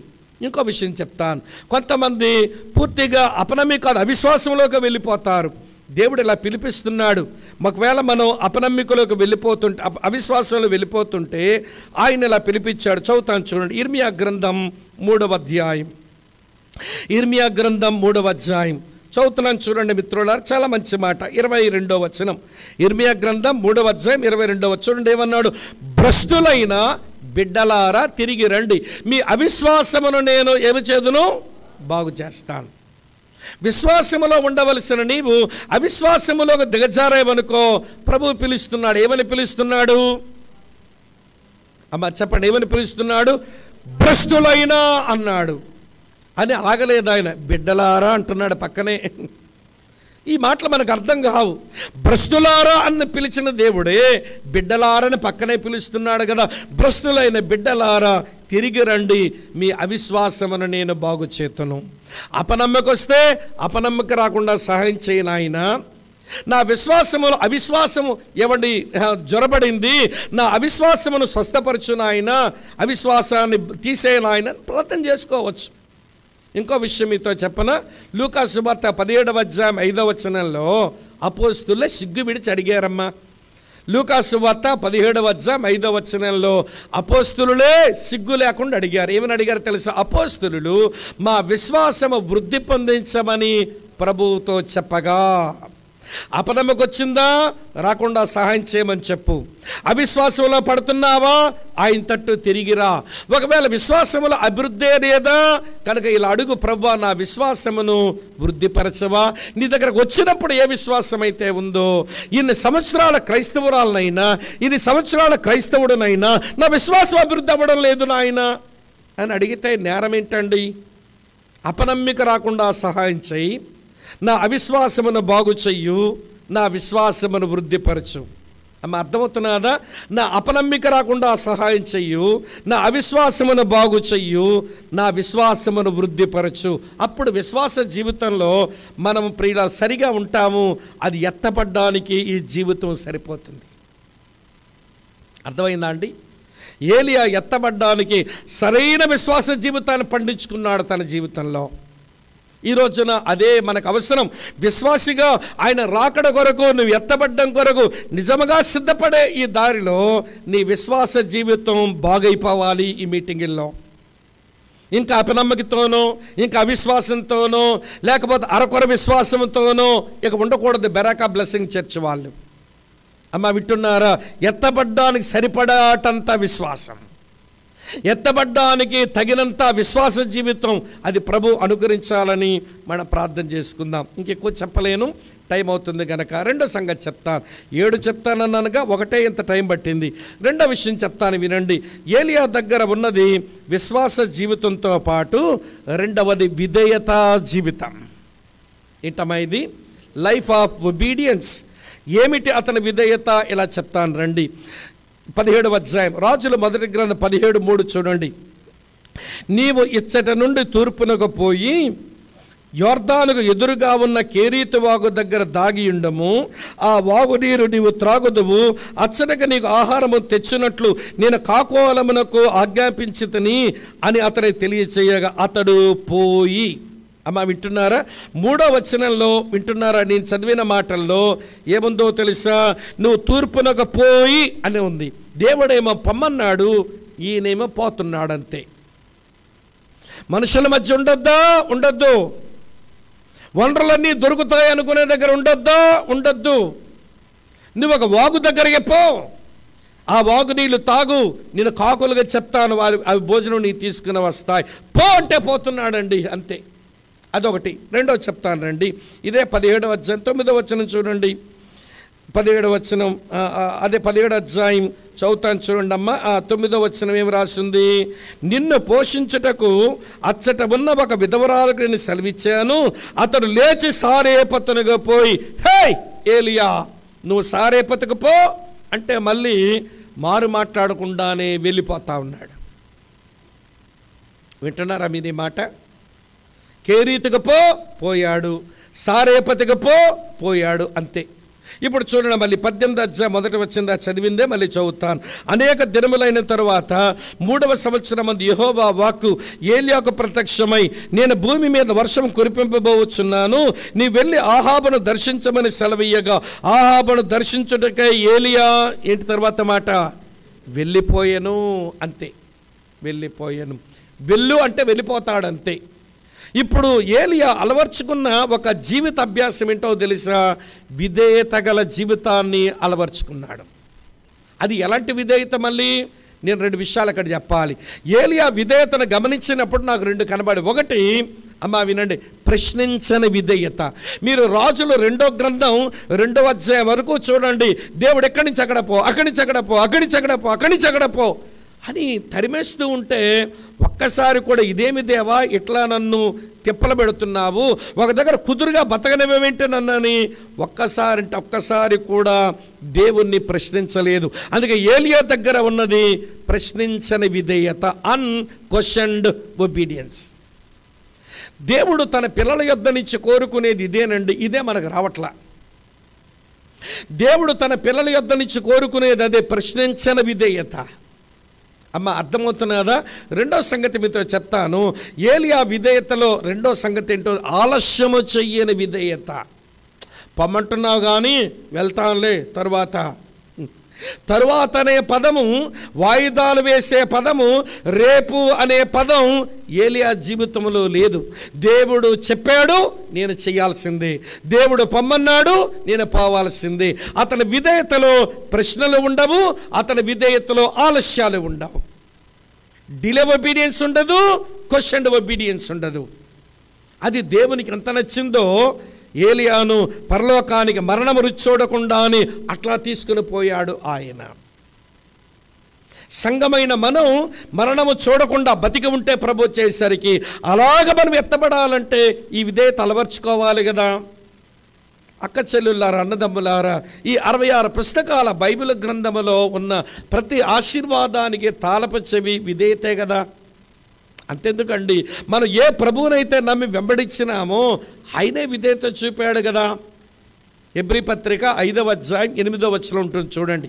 హెబ్రీ పత్రిక 5వ అధ్యాయం 8వ వచనంలో ఏం రాసిందో చదువుతాను చూడండి. ఆయన కుమారుడై ఉండి తాను పొందిన శ్రమల వలన, చెప్పండి, ఏమి నేర్చుకునేను? విధేయత నేర్చుకున్నాను. ఎంత విధేయత చూపించాడు ఆయన? ఫిలిప్పీ పత్రిక 2వ అధ్యాయం 8వ వచనం చూడండి. ఆయన ఆకారమందు మనుషుడిగా కనబడి మరణము పొందునంతగా, అనగా శిలువ మరణం పొందునంతగా విధేయత చూపిన వాడే. Submission unto the cross. శిలువ మరణం వరకు విధేయత చూపినవాడు. అన్నదమ్ముల రక్క చెల్లులారా వినండి, ఈ రోజున విధేయత జీవితం అలవర్చుకోవడం మనకు చేతనవుతుందా? నాకు బైబిల్లో 3 సంఘటనలు బలి ఇష్టంగా ఉంటాయి. అదేంటనంటే, ఆదికాండం 6వ అధ్యాయంలో చివరి వచనంలో దేవుడు నోవహుని గురించి అంటాడు, నోవహు అట్లు చేశాను, దేవుడు అతనికి ఆజ్ఞాపించిన ప్రకారం యావత్తు చేశాను అని ఉంటుంది. అది నోవా కనపరిచిన విధేయత. అతని విధేయత ఏమి సాధించిందండి అనంటే, అతనితో పాటు మరి 7, అనగా తన భార్య, 3 కుమారులు, 3 కోడళ్ళు, మొత్తం 8 మంది సభ్యులు ఆ ఓడలో రక్షించబడ్డారు. ఒక భక్తుడంటాడు, నోవా విధేయత తన కుటుంబ రక్షణకు సహాయపడింది. అమ్మ అర్థమవుతున్నదా? మళ్ళీ ఆదికాండం 26వ అధ్యాయం మీరు 4-5 వచనాలు చదవండి. దేవుడు ఇస్సాకును ఆశీర్వదించడానికి వస్తాడు. హే ఇస్సాకు, నేను నిన్ను ఆశీర్వదిస్తున్నానయ్యా. ఎందుకు ఆశీర్వదిస్తున్నాను అనుకుంటున్నావు? నేను ఆశీర్వదించడానికి గల కారణం, నీ తండ్రైన అబ్రహాము నేను అతనికి చెప్పిన మాటలన్నీ గైకొని నా కట్టడలను నా నియమాలను గైకొన్నాడు గనక నేను నిన్ను ఆశీర్వదిస్తున్నాను. అబ్రాహాము యొక్క విధేయత ఇస్సాకు ఆశీర్వాదానికి దారిచ్చింది. నోవా విధేయత అతని కుటుంబం రక్షణకు దారిచ్చింది. వింటున్నారా లేదా మీరు? తర్వాత మీరు నిర్గమాకాండం 40 అధ్యాయానికి వచ్చి చూస్తే 18వ వచనం, వింటున్నారా మీరంతా? 18వ వచనం నుంచి చివరికి మీరు 30వ వచనం వరకు, వచనం తర్వాత వచనం ఇలా ఉంటుంది. 18 తర్వాత 20, 20 తర్వాత 22, 22 తర్వాత 24, 24 తర్వాత 26, 26 తర్వాత 28, 28 తర్వాత 30. ఈ 40 అధ్యాయములు ఈ వచనాలన్నీ మీరు చదివితే మోషే ఇశ్రాయేలు ప్రజలు దేవుడు తమకు ఆజ్ఞాపించినట్లు చేసినారు అని రాసి ఉంటుంది. ఇశ్రాయేలు ప్రజలు అలాగనే మోషే దేవుడు తమకు ఆజ్ఞాపించినట్లు చేసిన కారణం చేత పరలోకమందున్న దేవుని షకీనా దేవుని ప్రభావము, దేవుని తేజస్సు ఆ మందసపు గుడారములో నిబంధన మందస్సు మీదకి వచ్చేసింది. గుడారము నిండా యెహోవా తేజస్సు నిండిపోయెను. యాజకులు అందులో ప్రవేశింపలేకయుండిరి, మోషే కూడా ప్రవేశించలేకపోయాడు అని రాసి ఉంటుంది. నేను మీకు చెప్పగోరే విషయం ఏంటో తెలుసా? మోషే ఇశ్రాయేలు ప్రజల విధేయత ఆ గుడారములోనికి దేవుని తేజస్సునే తెచ్చి నింపింది. నేను మీతో చెప్పే సంగతి ఏంటో తెలుసా? ఈ రోజున మన కుటుంబాలలో, అదే మన గృహాలలో, మన సంఘాలలో దేవుని షకీనా ఉంది అన్నట్టుగా ఎప్పుడు వస్తుందంటే, మనమంతా కలిసి దేవుని మాటకి విధేయత చూపిస్తే ఆ స్థలములో దేవుని షకీనా ఉంటుంది. అవిధేయులు కూర్చుంటే, అక్రమంగా కూర్చుంటే, భయం లేకుండా కూర్చుంటే అక్కడ దేవుడున్నాడని అనిపించదు. అమ్మ వింటున్నారా? దేవునికి మన విధేయులమైతే, దేవునికి మనం భయపడుతుంటే అక్కడ దేవుడు ఉన్నాడు అనిపిస్తుంది. మన సబీన వాళ్ళ నాన్నగారు మల్లేశ్వర అన్నయ్య, ఆయన రక్షణకు ఒక కుటుంబంలో కనబడిన దేవుని ప్రభావమే. అమ్మా నేను చాలా ఇళ్ళకి వెళ్తుంటాను, కానీ మీ ఇల్లు చాలా ప్రత్యేకంగా ఉందమ్మా, ఏంటి కారణం అంటే, ఏవండి సబీనా వాళ్ళ అమ్మమ్మ గారే అన్నారు, బాబు మేము అందరిలాంటి ఇల్లులే కానీ మేము యేసుప్రభుని నమ్ముకున్నాము, అందుకే ప్రత్యేకత నీకు కనబడింది ఏమంటే, మరి ఆ యేసుప్రభు నాకు దేవుడు అవుతాడంటే అమ్మగారు ఆ ఇంట్లో ఉన్న కొడుకులు ఆయన కూర్చోబెట్టి సువార్త చెబితే మల్లేశ్వర అన్నయ్య రక్షణ పొందడానికి కారణమైంది. నీ గృహ వాతావరణం ఒక రక్షణకు దారి తీయాలనంటే నీ ఇంట్లో దేవుని ప్రభావం కనబడాలిగా.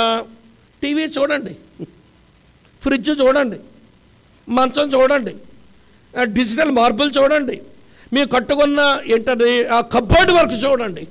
నీ కబ్బోర్డ్ వర్క్ తగలయ్యా, ఎంత కబ్బోర్డ్ వర్క్ లక్షలు పెట్టామండి, కబ్బోర్డ్ వర్క్ చేయించామండి. టీవీ చూడండి, దేవుడిని చూడండి, మా దేవుని ప్రభావాన్ని చూడండి, మాతో మా దేవుడు ఉంటాడండి. ఎప్పుడు ఈ మాటలు లేవు మన దగ్గర. ఏముంది? డిజిటల్ మార్బుల్ చూడండి, టీవీ చూడండి, ఫ్రిడ్జ్ చూడండి, తర్వాత కబ్బోర్డ్ వర్క్ చూడండి, మా ఇల్లు ఎంత సుందరంగా ఉంచేమో చూడు. దేవుడు లేడుగా. నువ్వెన్ని చూపించినా నువ్వు ఒక హిస్కియా లాంటి దానివి, నువ్వు ఒక హిస్కియా లాంటోడివి. హిస్కియా అన్నీ చూపించాడు, దేవుడిని చూపించలేకపోయాడు. అవునా? గుర్తొచ్చిందా మీకు? ఎవరొచ్చారు హిస్కియాను పలకరించడానికి? ఏంటమ్మా? బబులోను ఏమండి రాజు మర్దోకబళదాన్ వాడి పేరు. మర్దూకప్లా ఇడ్డీనా అని ఉంటుంది ఇంగ్లీష్లో, మర్దోకబళదాన్ అని ఉంటుంది తెలుగులో. అరే హిస్కియా రోగై బాగుపడ్డాడు, పలకరింపుకొద్దామని వస్తే చూడండి నా ధనాగారం, చూడండి నా గుర్రపశాల, చూడండి నా దగ్గర ఎన్ని హంగులు ఉన్నాయని చూపిస్తే యెషయా వచ్చన్నాడు, ఏం బుద్ధి లేని పని చేశావయ్యా, ఇవన్నీ చూపించావు కానీ దేవుణ్ణి చూపించలేదే నీవు. ఇవన్నీ మా దేవుని బట్టున్నాయి అని చెప్పుకోలేకపోయావే. వాడికి దురాశ కలుగుద్ది, వాడు నీ మీదకు దాడికే వస్తాడు, మీ యవనస్తుల్ని బానిసలుగా చివరి నపుంసకులుగా చేసేస్తాడు. నువ్వు చాలా కీడు చేశావు. నేను అనుకుంటాను అసలు హిస్కియా ఆయుష్ పెంచమని అడగపోయి చచ్చుంటే బాగున్నప్పుడు. ఆయుష్ పెంచమని అడిగి జబ్బు తగ్గించుకొని దేవుని ప్రజల మీదకి ఎంత పెద్ద కీడు తెచ్చాడు. ఇక్కడ ఉన్నారా లేదా? ఉండక సస్తాం ఇంట్రా గంపడో వేసుకొని మీద పడిపోతున్నా. అలా చూడకండి, నాకు భయం వేస్తుంది. అమ్మ అర్థమవుతుంది ఆ విషయం? ఏమండి వస్తున్న విధేయత జీవితం. వినండి, ఆ హేమజానక పాడింది పాట, విధేయతకే అర్థము చెప్పిన వినయ మనసు కూడా విధేయులుగా ఉండుటకు మాదిరి చూపిన ఓ మనుష్య కుమారుడా, అవిధేయత తొలగించమయ్యా, విధేయత మాకు నేర్పించమయ్యని పాడింది. ఇలా పాటలు వదిలేసాం మనం. అంటే పాడుకోలేకపోయినా కానీ ధ్యానంలోనే ఉండాలిగా. వేర్చుకుంటున్నావా విధేయత? నువ్వు ఏ ప్రభువునైతే నమ్మావో, ఏ ప్రభువునైతే వెంబడిస్తున్నావో ఆయనే విధేయత నేర్చుకుంటే మీరు విధేయత నేర్చుకోవద్దా? నోవహులాగా విధేయులమవుదాం, మన కుటుంబ రక్షణకు ఉపయోగపడుతుంది.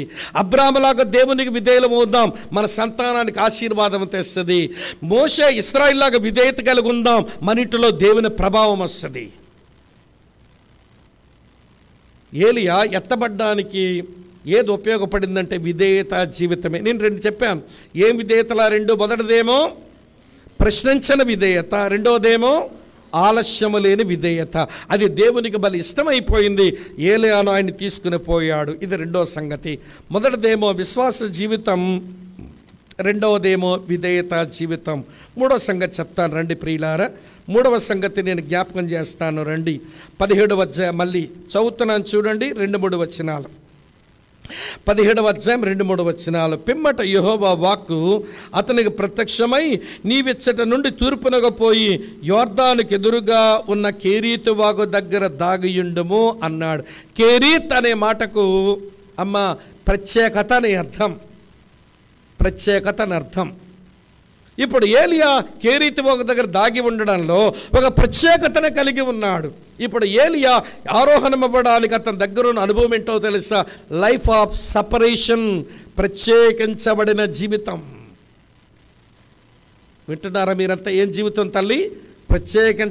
అందరూ బయలుదేవతను ఆరాధిస్తున్నారు, దానికి వేరుగా ప్రత్యేకంగా తాను యెహోవానే ఆరాధిస్తున్నాడు.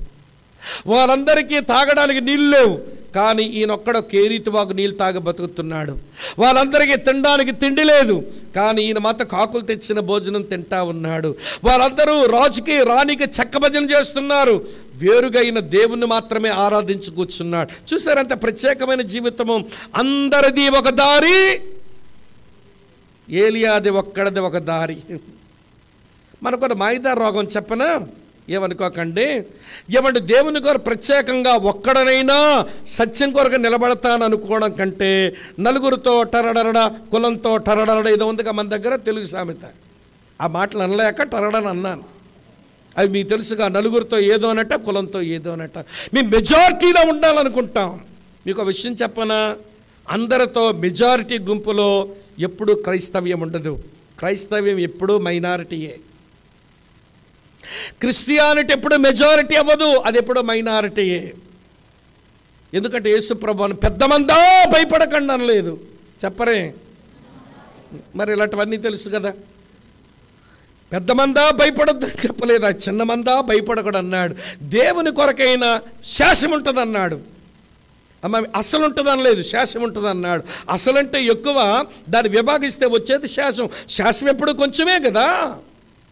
దేవుని కొరకు ఎప్పుడు నిలిచేది శాసమే, అసలు కాదు. అసల్లో పొల్లుంటుంది, శాసములో పొల్లుండదు. విశాల మార్గం గుండా వెళ్ళేవారు అనేకులు అన్నాడు కదా. మనకు గుర్తున్నాయి ఈ మాటలు. కొండమే చేసిన ప్రసంగంలో, ఇరుకు ద్వారమున ప్రవేశించండి, ఇరుకు మార్గమున వెళ్ళండి, ఇందులో తక్కువ మంది కానీ నిత్య జీవానికి వస్తారన్నాడు. విశాల ద్వారం ఒకటి ఉంది, అది విశాల మార్గం తీసుకుపోతుంది, అందులో వెళ్ళేవారు అనేకులు, దాని గమ్యం నాశనం అని ఉంది. ఇందులో పోయేటోళ్ళు అనేకులు, ఇందులోకి వచ్చేవాళ్ళు కొద్ది మంది. వీరు పోయేది నిత్య జీవానికి, వీరు పోయేదేమో నిత్య నాశనానికి. కాబట్టి ప్రియులారా, అందరిలో కలిసిపోదామండి అనుకోవద్దు. దేవుని పిల్లలు ఎప్పుడు దేవుని కొరకు వారు ప్రత్యేకంగా నిలబడవలసిన వాళ్ళే. నేను గుంపులో కొట్టుకుపోతానని కలిసిపోవద్దు. దేవుని కొరకు ప్రత్యేకించబడు. మీకు ఒక మంచి మాట చెప్పనా? దేవుడు ఎప్పుడైనా ప్రత్యేకించిన తరువాతనే దీవించడం మొదలెడతాడు. అబ్రాహామును వింటున్నాను, మెసొపొతామియా దేశములు ఉన్నప్పుడు దీవించలేడా దేవుడు? చెప్పరేం తల్లి? దీవించగలడు. కానీ అక్కడి నుంచి వేరు చేసిన తర్వాతనే అబ్రాహామును అన్ని విషయాల్లో దేవుడు ఆశీర్వదించాడు. సంఘము లోకంలో ఉంటే సంఘాన్ని దీవించలేడా దేవుడు? దీవించడు. సంఘం నుంచి వేరైతేనే, ఎవరి లోకము నుంచి సంఘం వేరైతేనే ఆయన అసలు సంఘం అంటేనే లోకము నుంచి వేరు చేయబడింది అని అర్థం. ఎక్లీషియా అంటే లోకము నుంచి దేవుని కొరకు ప్రత్యేకించబడింది అని అర్థం. ఇప్పుడు మన వరకు వస్తాను. ప్రత్యేకించబడిన జీవితం అలవర్చుకున్నామా? అందరూ చేస్తున్నారని చేసేసామండి. ఇల్లు కట్టుకున్నావు, మమ్మల్ని 10 గంటలకు రమ్మన్నావు ప్రతిష్ఠిత ఆరాధనని. మేమేమో తెల్ల పెంట తెల్ల చొక్కా వేసుకొని ఈ ప్రతిష్ఠిత ఆరాధనకు వచ్చి రెబ్బను కత్తిరించి పరిశుద్ధ పరిశుద్ధ అని పాట పాడి అన్ని గదుల్లో ప్రార్థన చేసామందా. మేము వస్తే వంటగదులు 7 గంటలకు ఉండేవి కదా వంట. ఏంటమ్మా చేసావంటే పాలు పొంగించానన్నయ్య. ఎందుకు పొంగించి? నేలపాలు చేశాను. నేలపాలు చేయలేదట. ఏం చేసింది? 10 మందికి ఏవండి పరమాన్నం వండి పెట్టిందట. 10 మంది కాదు, 7 ముత్తైదువులకి పరమాన్నం వండి పెట్టిందట. ఎందుకమ్మా పెట్టావనంటే, ఆ 7 ముత్తైదువులు వాడు కలుపు చల్లగా చేస్తే ఈవిడ గారు ఇల్లు చల్లగా ఉంటుందట. మరి పాస్టర్ గారు ఎందుకు, మళ్ళీ ప్రార్థన ఎందుకు, మళ్ళీ వాక్యం ఎందుకు, మళ్ళీ ఈ కొత్త ఇంట్లో మళ్ళీ ఏమండి ఆ ప్రతిష్టత కూడికి ఎందుకు, మళ్ళీ వాళ్ళ కడుపులు చల్లగా చేసావు కదా, నీ ఇల్లు చల్లగా ఉంటుంది కదా మహాతల్లి. మా బావగారు ఒప్పుకోరని, మా పెద్ద తోటకోడలు ఒప్పుకోదని మాకు కొంచెం ఇల్లు కట్టుకొని డబ్బులు ఇచ్చారండి, ఇవ్వండి మా అక్కగారు ఆవిడ ఒప్పుకోదని పాలు పొంగిచ్చానండి. మరి దేవుడు ఒప్పుకోడు, మరి ఆయన ఏం చెప్తావు? కనబడ్డ కదా, ఆయన కనబడ్డ కనుక ఆయన నొప్పి నీకు తెలియదు. మీ అక్క కనబడుద్ది, మీ బావ కనబడతాడు, మీ తోటికోడలు కనబడుద్ది, నీకు డబ్బులు ఇచ్చినోడు కనబడతాడు కనుక వాళ్ళ బాధ పెట్టకూడదని దేవుని హృదయమైన బాధ పెడతావు, కానీ వాళ్ళ హృదయాలు బాధ పెట్టగా వినండి వాళ్ళతో కలిసిపోతావు. ఈ రోజున క్రైస్తవుల దగ్గర కనబడిన అన్యాచారాలు చూస్తుంటే ఏమంటే ఒళ్ళు మండిపోతూ ఉంటుంది. వీళ్ళు ఎందుకురా యేసు ప్రభు నమ్మినారనిపిస్తూ ఉంటుంది.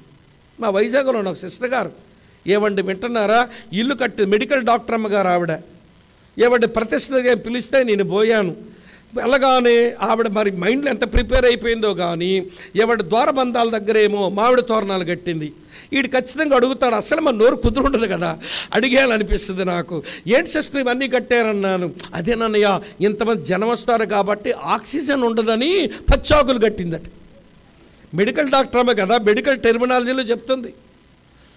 ఎక్కువ మంది జనం వస్తారట, ఆక్సిజన్ ఉండదట, మామిడి ఆకులు కట్టిందని. నేను అన్నాను, ఆకులు కడితే ఏమొస్తుంది సిస్టర్ ఆక్సిజను? ఈ ద్వారబంధానికి ఒక మామిడి చెట్టు, ఆ ద్వారబంధానికి ఒక మామిడి చెట్టు, ఇంటినన్నా మామిడి చెట్లు కట్టకపోయావా? ఆచారాలు అన్యాచారం. నువ్వేమో మెడికల్ ప్రొఫెషనల్ ఉంటేవి, ఎంత విద్యను అభ్యసించావు, అసలు ఈ ఆచారం ఎక్కడి నుంచి వచ్చిందో నువ్వు అన్వేషించవా? ఎవడనో సంతోషపెట్టాలి. దేవుని పిల్లలు ప్రత్యేకంగా ఉండాలని దేవుడు కోరుతున్నాడు. పేతురు పెంతెకోస్తు రోజున ప్రసంగించన్నాడు, మీరు వారి మధ్య నుంచి బయలువెడలి ప్రత్యేకంగా వారిని వేరే రక్షణ పొందండి అన్నాడు. చదవండి కావాలంటే, అపోస్తలుల కార్యం 2:40 అంటాడు, మీరు వారి మధ్య నుంచి వేరే రక్షణ పొందండి. అపోస్తలుల కార్యాలు 2:40 చదువుతాను చూడండి. ఇంకనూ అనేక విధములైన మాటలతో సాక్ష్యం ఇచ్చి మీరు మూర్ఖులకు ఈ తరము వారికి వేరే రక్షణ. వేరవ్వండి. ఆచారాల్లో, నమ్మికలలో, సాంప్రదాయాలలో లేఖనం ఏమిచ్చిందో అది పాటిద్దాం. దీనికి వెలుపల ఉన్నది అది మనకు వద్దు. దీనికి వెలుపల ఉన్నది మనకొద్దు. పౌలు కూడా చెప్పాడు, 2 కొరింథీ పత్రిక 6:18-20 అంటాడు, మీరు వారి మధ్య నుంచి బయలువెడలి ప్రత్యేకంగా ఉండండి అన్నాడు. ప్రత్యేకించబడిన జీవితం. అందరితో ఏలియా కలిసిపోయి ఉంటే ఇన్ని తెప్పలు లేవు. అక్క చెల్లి వింటున్నారా? ప్రత్యేకించబడ్డాడు. వారేమో బయలు ఆరాధికులు అయ్యారు, ఈయన యెహోవా ఆరాధికుడు అయ్యాడు. వారి విగ్రహం ముందు సాగిలపడుతున్నారు, ఇతను విగ్రహారాధన ద్వేషిస్తూ ఉన్నాడు. వారికేమో తినడానికి తిండి లేదు, ఈయనకి తినడానికి తిండి వస్తున్నది. వాళ్ళు త్రాగడానికి నీళ్లు లేదు, వీరికేమో తాగడానికి నీళ్లు ఉన్నాయి. వారు రాజుకు రాణిగా చెక్క భజన కొట్టుకుంటున్నారు, ఈయన జీవము గల దేవుని సేవిస్తూ ఉన్నాడు. దేవుని స్తోత్రం చెబుదామా? ఎన్నొచ్చాయి ఇప్పుడు మనకు? విశ్వాస జీవితం ఎత్తబడ్డానికి పనికొచ్చింది, అది సిద్ధపాటు. విధేయత జీవితం ఎత్తబడ్డానికి సరిపోయింది, ఇది సిద్ధపాటు. ఏమండి ఇప్పుడు చెప్పిన వాడు ప్రత్యేకించబడిన జీవితం ఎత్తబడ్డానికి సరిపోయింది, అది సిద్ధపాటు. మరి ఎత్తబడాలనుకునే మనం ఈ సిద్ధపాటులోకి రాకపోతే ఎట్లా? ఇంకెక్కువ చెప్పలేని టైం అవుతుంది. 4 చెప్తాను. 4 ఏంటనంటే వినండి, ఏమండి ధైర్యము గల జీవితం, life of boldness. Life of boldness. చంపే రాజు ముందుకెళ్ళి మాట్లాడతాడు. అమ్మ వింటున్నారా? చంపే రాజుగారు ముందుకెళ్ళి మాట్లాడతాడు. ప్రజలందరూ ఒక పక్షంగా నిలబడిన ఒంటరివాడే మాట్లాడతాడు. ఏం మాట్లాడో చదువుతాను చూడండి. రాజులు 1 గ్రంథం 18:21 చూడండి. ఏలియా జనులు అందరి దగ్గరకు వచ్చి, ఎన్నాళ్ళ మట్టుకు మీ 2 తలంపుల మధ్య తడబడుచుందురు? యెహోవా దేవుడైతే ఆయనను అనుసరించండి, బయలుదేవుడైతే వానిని మీరు అనుసరించండి అని ప్రకటన చేయగా అని రాసి ఉంది. అందరూ ఒకటండి, తనొక్కడే ఒకటిగా నిలబడ్డాడు. ధైర్యంతో సవాలు విసురుతున్నాడే. ఎన్నాళ్ళ మట్టుకు 2 తలంపుల మధ్య మీరు తడబడుతుంటారు అని సవాలు విసురుతున్నాడు. ప్రజలందరూ ఒక తాటిలో ఉన్నారు, తను ఒక్కడే వేరుగా ఉన్నాడు, కానీ ధైర్యంగా సవాలు విసురుతున్నాడు. ఇంకొక మాట చెప్తాను చూడండి. రాజుల మొదటి గ్రంథం మళ్ళీ 18వ అధ్యాయంలో, రాజుల మొదటి గ్రంథం 18వ అధ్యాయంలో చూడండి 41వ వచనం. పిమ్మట ఏలియా, విస్తారమైన వర్షం వచ్చినట్లుగా ధ్వని పుట్టుచున్నది, నువ్వు పోయి భోజనం చేయమని ఆహాబుతో చెప్పగా ఆహాబు భోజనం చేయబోయిన గాని ఏలియా కర్మేలు పర్వతం మీదకు పోయి నేల మీద పడి ముఖం మోకాళ్ళ మధ్య ఉంచుకొని ప్రార్థన చేస్తున్నాడు. 3 సంవత్సరాలుగా వర్షమైనను మంచైనను పడలేదు. రాజుగారు ముందు హేయ్ పారిపో, వర్షం వస్తుందని చెప్పడానికి ఏమీ భయపడలేదండి ఏలియా. అతనిలో ఉన్నది ధైర్యమగల జీవితం. సామెతలు 28:1 మనకు బాగా తెలుసు. ఏంటి సామెతలు 28:1? నీతిమంతుడు సింహం వలె ఎట్లుంటాడట? ధైర్యంగా ఉంటాడు. దుష్టుడు ఎవడో తరమకుండానే పారిపోతాడు. మీరు ఈరోజు ధైర్యం గల జీవితమే అబ్బిందా? అమ్మా వింటున్నారా? ధైర్యం గల జీవితం అబ్బిందా? నేను ఇక్కడ కూడా 2 విషయాలు చెప్తాను. క్రైస్తవుడికి 2 రకాల ధైర్యాలు అవసరం. క్రైస్తవులంటే మనకే 2 రకాల ధైర్యాలు అవసరం. ఒకటి పరిశుద్ధ ధైర్యం. అంటే ఎవరైనా దేవుని వాక్యాన్ని వ్యతిరేకంగా మాట్లాడితే పరిశుద్ధ ధైర్యం ఉంటే, నువ్వు చెప్పింది వాక్యానుసారం కాదు అని మనం ప్రియులారా చెప్పాలి. లేదనుకుంటే దాన్ని ఏదో కోణంలో వ్యతిరేకించాలి. ఇది పరిశుద్ధ ధైర్యం. క్రైస్తవుడికి ఉండవలసింది రెండో ధైర్యం, నైతిక ధైర్యం. మోరల్ బోల్డ్నెస్ అంటారు. నైతిక ధైర్యం అంటే ఎవరైనా వారు సరిగా జీవించడం లేదు, నువ్వు జీవించిన జీవితం సరికాదు అని చెప్పగలగాలి. మొదటిదేమో బోధ గురించి ధైర్యం, రెండోదేమో బ్రతుకు గూర్చిన ధైర్యం. బోధ గూర్చిన ధైర్యం పరిశుద్ధ ధైర్యం, బ్రతుకును గూర్చిన ధైర్యం వినండి, అది నైతిక ధైర్యం. ఈ 2 ధైర్యాలు ఉండాలి. ప్రియులారా, దేవుని కొరకు వాడబడిన, దేవుని కొరకు ప్రియులారా దేవుని మహిమ కొరకు జీవించిన ఎవరి జీవితం చూసినా వారు ధైర్యంగానే బతికారు. ఓసారి పౌలు అంటాడు, నేనంత ధైర్యంగా ఉన్నాను, స్వతహాగా ధైర్యవంతుని అనుకుంటున్నారా? ఉత్తుదే, నేనేమంత ధైర్యవంతుడిని కాదు. నాకు ఏదైనా ధైర్యం ఉందనంటే నా ప్రభువుని బట్టి నేను ధైర్యం తెచ్చుకున్నాను. తెస్సలోనికీయులకు రాసిన మొదటి పత్రిక 2వ అధ్యాయం 1-2 వచనాలు చూస్తే, ఫిలిప్పీలో మీ దగ్గర రాకమునుపు ఫిలిప్పీలో మేము సువార్తను ప్రకటించినప్పుడు ఎన్నో పోరాటాలు, ఎన్నో అవమానాలు, ఎన్నో శ్రమలు పొందాం. అయినను ప్రభువును బట్టి మేము ధైర్యం తెచ్చుకుంటేమి. ఎవరిని బట్టి వచ్చిందంట ధైర్యం? ఆలకిస్తున్నారా తల్లి? ప్రభువును బట్టి ధైర్యం తెచ్చుకున్నాను. ఎఫెసు సంఘ పెద్దలతో మాట్లాడుతుంటాడు, నేను యెరూషలేముకు వెళ్ళబోతున్నాను, అయితే నేను ఏ పట్టణానికి వెళ్ళి నేను యెరూషలేముకు వెళ్తానని చెబుతున్నా, అక్కడ నాకు బంధకాలు కాచుకున్నాయని, అక్కడ నాకు శ్రమ కాచుకుని ఉందని అందరూ చెబుతున్నారు, అయినా నేను వెళుతున్నాను అంటాడు. ఏమిటి ధైర్యం? ఏమిటి ఇది? ప్రభువును బట్టి తెచ్చుకున్న ధైర్యం. అమ్మ వింటున్నారా? ఈ రోజున ఎవరమో స్వతహాగా అంత ధైర్యవంతులం కాదు, కానీ ప్రభువును బట్టి మనం ధైర్యం తెచ్చుకోవాలి. రాజు ముందు మాట్లాడడానికి పిరిగితనం లేదు, ప్రజల ముందు మాట్లాడడానికి కూడా పిరిగితనం లేదు. కనుక అతను ధైర్యాన్ని కనపరిచిన ఒక సాహస వీరుడిలాగా మనకు కనబడతాడు ఏలియా. అది ఎత్తబడ్డానికి సరిపోయింది. అదే ఆయన సిద్ధపాటు. మరి ఈ రోజున ధైర్యం గల జీవితమే అలవర్చుకున్నామా? మన ధైర్యం మన వెనకాలన్న పైసలు కాదు, మన ధైర్యం మన వెనకాలన్న బంధుబలగం కాదు, మన ధైర్యం మన తెలిసినటువంటి లోకంలో అథారిటీస్ అంతకంటే కాదు. మన ధైర్యం మన ప్రభు అయి ఉండాలి.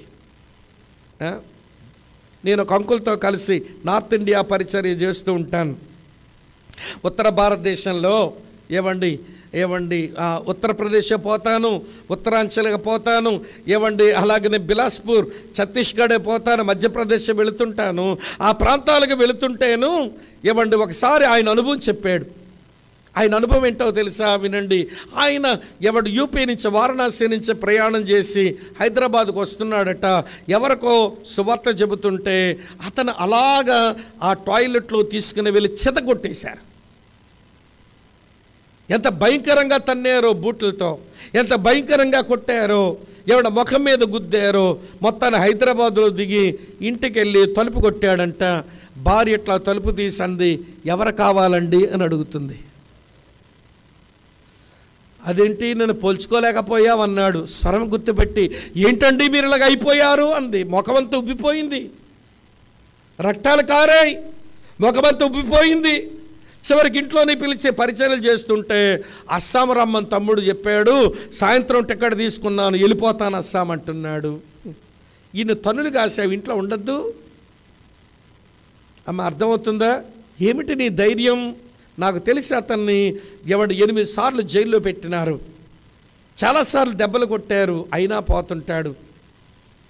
ఈ రోజున దేవుని కొరకు ధైర్యం, అది ప్రభువుని బట్టి తెచ్చుకోవలసిన ధైర్యం, అది మనకు లోపిస్తే ఎత్తబడతామని ఏమైపోతామని భయం వేస్తుంది నాకు.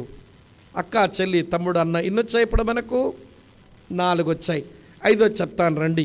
5వ సంగతి ఏంటనంటే, ఏలియా దగ్గర కనబడేది 5వ జీవితం. ఇక దాన్ని వేరుగా చెప్పనక్కర్లేదు, అది యాకోబు కూడా దాన్ని ప్రస్తావించాడు. అదేంటో తెలుసా? ప్రార్థనా జీవితం, లైఫ్ ఆఫ్ ప్రేయర్, ప్రార్థనా జీవితం. చూడండి, యాకోబు రాసిన పత్రిక 5వ అధ్యాయంలో ఇలా రాసి ఉంది ప్రియుల 17వ వచనం. ఏలియా మన వంటి స్వభావం గల మనుషుడే, వర్షింపకుండునట్లు అతడు ఆసక్తితో ప్రార్థన చేయగా 3.5 సంవత్సరముల వరకు భూమి మీద వర్షింపలేదు. అతడు మరలా ప్రార్థన చేయగా ఆకాశం వర్షించెను, భూమి తన ఫలమిచ్చెను. ప్రార్థనా జీవితం. సారేపతి విధవరాలి బిడ్డ చచ్చిపోయాడు, ప్రార్థనే. కర్మేలు పర్వతం మీద అగ్ని దిగి రావాలి, ప్రార్థనే. 3.5 సంవత్సరాలు వర్షం కురవకూడదు, ప్రార్థనే. 3.5 సంవత్సరాల తర్వాత మళ్ళీ వర్షం రావాలి, ప్రార్థనే. అతని జీవితం నిండా, వినండి ప్రియులారా, ప్రార్థనా జీవితాన్ని అలవర్చుకున్న ఒక గొప్ప వ్యక్తి. అందుకని ఎత్తబడ్డానికి సరిపోయింది అతని సిద్ధపాటు. ఇప్పుడు మిమ్మల్ని అడుగుతాను ఈ మాట, ప్రార్థనా జీవితం అది ఊపిరిలాగా చేసుకున్నామా? శారీరకంగా మనం బతకడానికి ఊపిరి పీలుస్తాము, ఊపిరి వదులుతుంటాం కదా.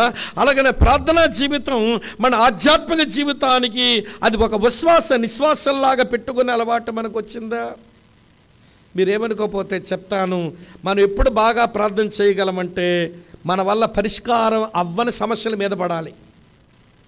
మన వల్ల పరిష్కారం చేసుకోలేని సమస్యల మీద పడితే, ఏమండి, దేవా తండ్రి నాయన, దేవా తండ్రి నాయన ప్రభా, దేవా తండ్రి నాయన ప్రభా, నువ్వు తప్ప నాకు దిక్కు లేదు నాయన.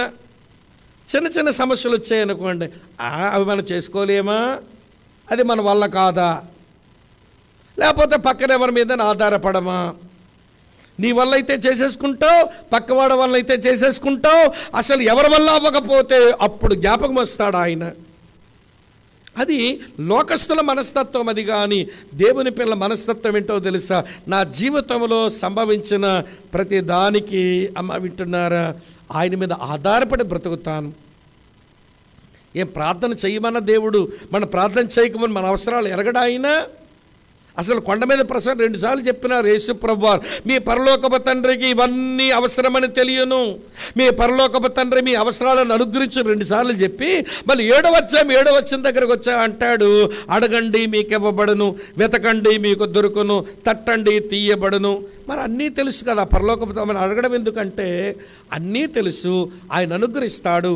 కానీ ఎందుకు అడగమంటున్నానంటే ఆయన మీద ఆధారపడి బ్రతకడం మీకు వస్తుంది. అక్క, చెల్లి, తమ్ముడన్న అర్థమవుతుందా? ఏలియా జీవితం నిండా ప్రార్థనే. దేవుని మీద ఒక ప్రాంతం నుంచి ఒక ప్రాంతం కదలాలంటే ప్రార్థన, ఒక పని చెయ్యాలంటే ప్రార్థన, ఒక మాట చెప్పాలంటే ప్రార్థన. ఈ రోజున ప్రియులారు క్రైస్తవ జీవితంలో ఏమండి, ఒక ఆయన అన్నాడు, ఇలాంగ్వన్ అని ఒక దేవుని సేవకుడు మాకు ప్రేయర్ కాన్ఫరెన్స్కి వచ్చేవాడు వైజాగ్. ఆ పెద్ద ఆయన అన్నాడు, క్రైస్తవులు ఏ మాట అయితే పదే పలుకుతారో అది వాళ్ళ జీవితంలో ఉండదు అన్నాడు. ప్రార్థన ప్రార్థన ప్రార్థన అంటారు, అది కనబడదట. పరిశుద్ధ అది కనబడడం లేదట. అంటే ఆయన ఏమంటే కలెక్టివ్గా ఏస్టీ జనరలైజేషన్, అందరినీ ఒక కాటి కట్టి మాట్లాడడం లేదు. కానీ ఆయన చెప్పే మాట ఏంటో తెలుసా? ప్రార్థన అనే మాట ఇన్నిసార్లు పలుకుతాము, కానీ అన్ని విషయాలలో ఏమండి ప్రార్థనను ఆ దేవుడు మనకిచ్చిన ఆయుధంగా చేసుకొని మన ప్రార్థనలో దేవుని సింహాసనమును చేరేలాగా, దేవుని సింహాసనాన్ని కొంచెం కుదిపేలాగా, దేవుడు చేయి చాపే కార్యాలు చేసేలాగా మన ప్రార్థనలు ఆయన వరకు చేరుతున్నాయి అని అంటారా? ఏమో. ఎత్తబడ్డానికి తగిన సిద్ధపాటు ప్రార్థనా జీవితమే. ఎత్తబడ్డానికి సిద్ధపాటు మన ప్రార్థనా జీవితమే. అది సడన్గా జరుగుద్ది ఆయన రావడం, నువ్వు ఎత్తబడ్డాం. అది ఆశ్చర్యంగా జరుగుద్ది ఆయన రావడం, ఎత్తబడ్డాం. అందుచేత ఎప్పుడు కూడా ఎవరి ప్రార్థనా జీవితం మెలకువగా ఉండండి, మెలకువగా ఉండండి. అందుకనే పేతురు మాట అన్నాడు, చూపిస్తాను చూడండి. తర్వాత తలంపులోకి వెళ్ళిపోదాం, టైం లేదు కాబట్టి. 1 పేతురు 4 అధ్యాయంలో 1 పేతురు 4 అధ్యాయం 7వ వచనం చూడండి. తల్లి ఏముంది? అయితే అన్నిటి అంతము సమీపమై ఉన్నది కాగా మీరు స్వస్థబుద్ధి గలవారే ఏం చేయడానికి మెలకువగుండండి. మత్తెక్కింది మనకు ప్రార్థన చేయడానికి మత్తు. నేను కొంతమందిని చూస్తుంటాను, వీళ్ళు ప్రార్థనలో ఉన్నట్టే ఉంటారు కానీ గురకొచ్చేస్తుంటారు, చిన్న ఎలుగుబెట్టి పిల్లలాగా. నేను వరల్డ్ విజన్లో పనిచేస్తున్నప్పుడు మా దగ్గర అకౌంటెంట్ ఉండేవాడు. చాలా మంచి అబ్బాయి, ఆత్మీయుడే. కానీ దరిద్రం ఏంటో తెలుసా అండి, అతను ప్రార్థన మోకరించగానే గురక మొదలెడతాడు. మళ్ళీ ప్రార్థన ముగించగానే ఎవరో పాట ఎత్తగానే మళ్ళీ లేచిపోయి కలిపేస్తూ ఉంటాడు. నేను ఒకసారి మొదన్ననే మాకు అన్న ఉంటాడు, అక్క ఈ పాస్టమ్మ గారు వాళ్ళ బంధు మధుసూదన్ గారు, అన్న మొదన్న ఈ రాజు ప్రార్థన నిద్రపోతున్నాడు, మన ప్రార్థన మొదలు పెట్టగానే ఇతను నిద్రలోకి వెళ్ళగానే చెప్తాను, అవతల గదిలోకి వెళ్ళి ప్రేయర్ చేసుకుందాము, చాలాసేపు అయ్యాక వద్దాం, అప్పటి వరకు ఏం చేస్తాడో చూడండి అన్నాను. లేదు తమ్ముడా, అలా ఉండడే తమ్ముడు అన్నాడు. కావాలంటే చూడండి అన్నాను. సరే మేము ప్రార్థన మొదలుపెట్టి ఒక 20 నిమిషాలు అయ్యింది. మనవాడి దగ్గర చిన్న కోత వినబడుతుంది, పిల్లి కోత. తెలిసిపోయింది నాకు మనం నిద్రపోయాడని. అన్న వెళ్ళిపోదాం రండి అని అవతల గదిలోకి వెళ్ళి సుమారు మేము 2-3 అవర్స్ 2.5 గంటల 3 గంటల ప్రేయర్ చేసుకుని మళ్ళీ గదిలోకి వచ్చాం. చూసారని ఎట్లున్నాడు మనోడు అంటే, అవును తమ్ముడు ఇదేంటి ఇలాగ మోసం చేస్తున్నాడు మనల్ని అని మళ్ళీ అందరం మోకరిద్దాం రండి అని పాట ఎత్తండి అన్నాను. పాట ఎత్తండి అనగానే పాట మేము పాడుతుంటే తండ్రి నాయన ప్రభు అంటున్నాడు. మళ్ళీ ఇది ఎంతసేపు ప్రార్థనలు ఉన్నట్టు. ఎంత నంగనాశలో ఈ దొంగ క్రైస్తవులు. ప్రార్థనలో మత్తు వదలండి. ఒకవేళ ప్రార్థనలో మత్తు వస్తే నిలబడి ప్రార్థన చెయ్యి, మెలకువగా ఉండి ప్రార్థన చేసుకోవడానికి ఆలోచిస్తూ ప్రార్థన చెయ్యి. కానీ ఈ రోజున మనసుకేమో ఆలోచన రాదు, పెదాలకేమో మాటలు రావు, దేహంలో మత్తెక్కుతుంది. కానీ అందరితో ప్రార్థన చేయాలి కాబట్టి మాటలు నేర్చుకున్నారుగా, మాటలు నేర్చుకున్న ప్రార్థనలు ప్రభా నాయన తండ్రి దేవ, ప్రభా నాయన తండ్రి దేవ, ప్రభా నాయన తండ్రి దేవ, అయ్యయ్యా బాబాబు స్తోత్రం స్తోత్రం స్తోత్రం. మోసగించడానికండి ఇవన్నీ? వింటున్నారా లేదా? ఒళ్ళు మండుతుంది నా మీద వీళ్ళకి, అర్థమైపోతుంది మీ ముఖాలు చూస్తుంటే. నొచ్చుకోకండి. కానీ ఆయన రాకడలో ఎత్తబడ్డానికి అత్యవసరమైనది ప్రార్థనా జీవితం. ఇందులో మెలకువ అవసరం. అడగండి, ప్రభా నాకు చాలా మత్తెక్కింది, ప్రార్థనా జీవితంలో మత్తులో బతుకుతున్నాను ప్రభా, ప్లీజ్ నాకు ప్రార్థనా జీవితం నాకు ప్రసాదించవా. ఎన్నొచ్చాయి తల్లి? 5 వచ్చినాయి కదా, 6 చెప్తాను రండి. 6వది ఏంటనంటే అదే రాజుల మొదటి గ్రంథం నేను చదువుతున్నాను చూడండి. 18వ అధ్యాయం 37వ వచనం.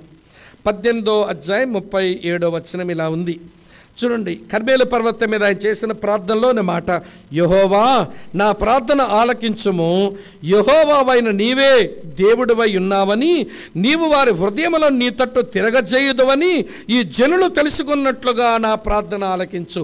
నా ప్రార్థన నువ్వు ఎందుకు జవాబు ఇవ్వాలంటే, నీవు వినండి నీవే నిజమైన దేవుడివై ఉన్నావని తెలుసుకోవాలి, వారి హృదయాలు తిప్పే దేవుడివని నువ్వు తెలుసుకోవాలి. వీళ్ళు అంటే ఏలియా మనసేంటో తెలుసా? ఈ ఇశ్రాయేలు దేశంలో ఏలియానైనా నీ సేవకుడినైనా నేనున్నానని ఎవరికీ తెలియనక్కర్లా.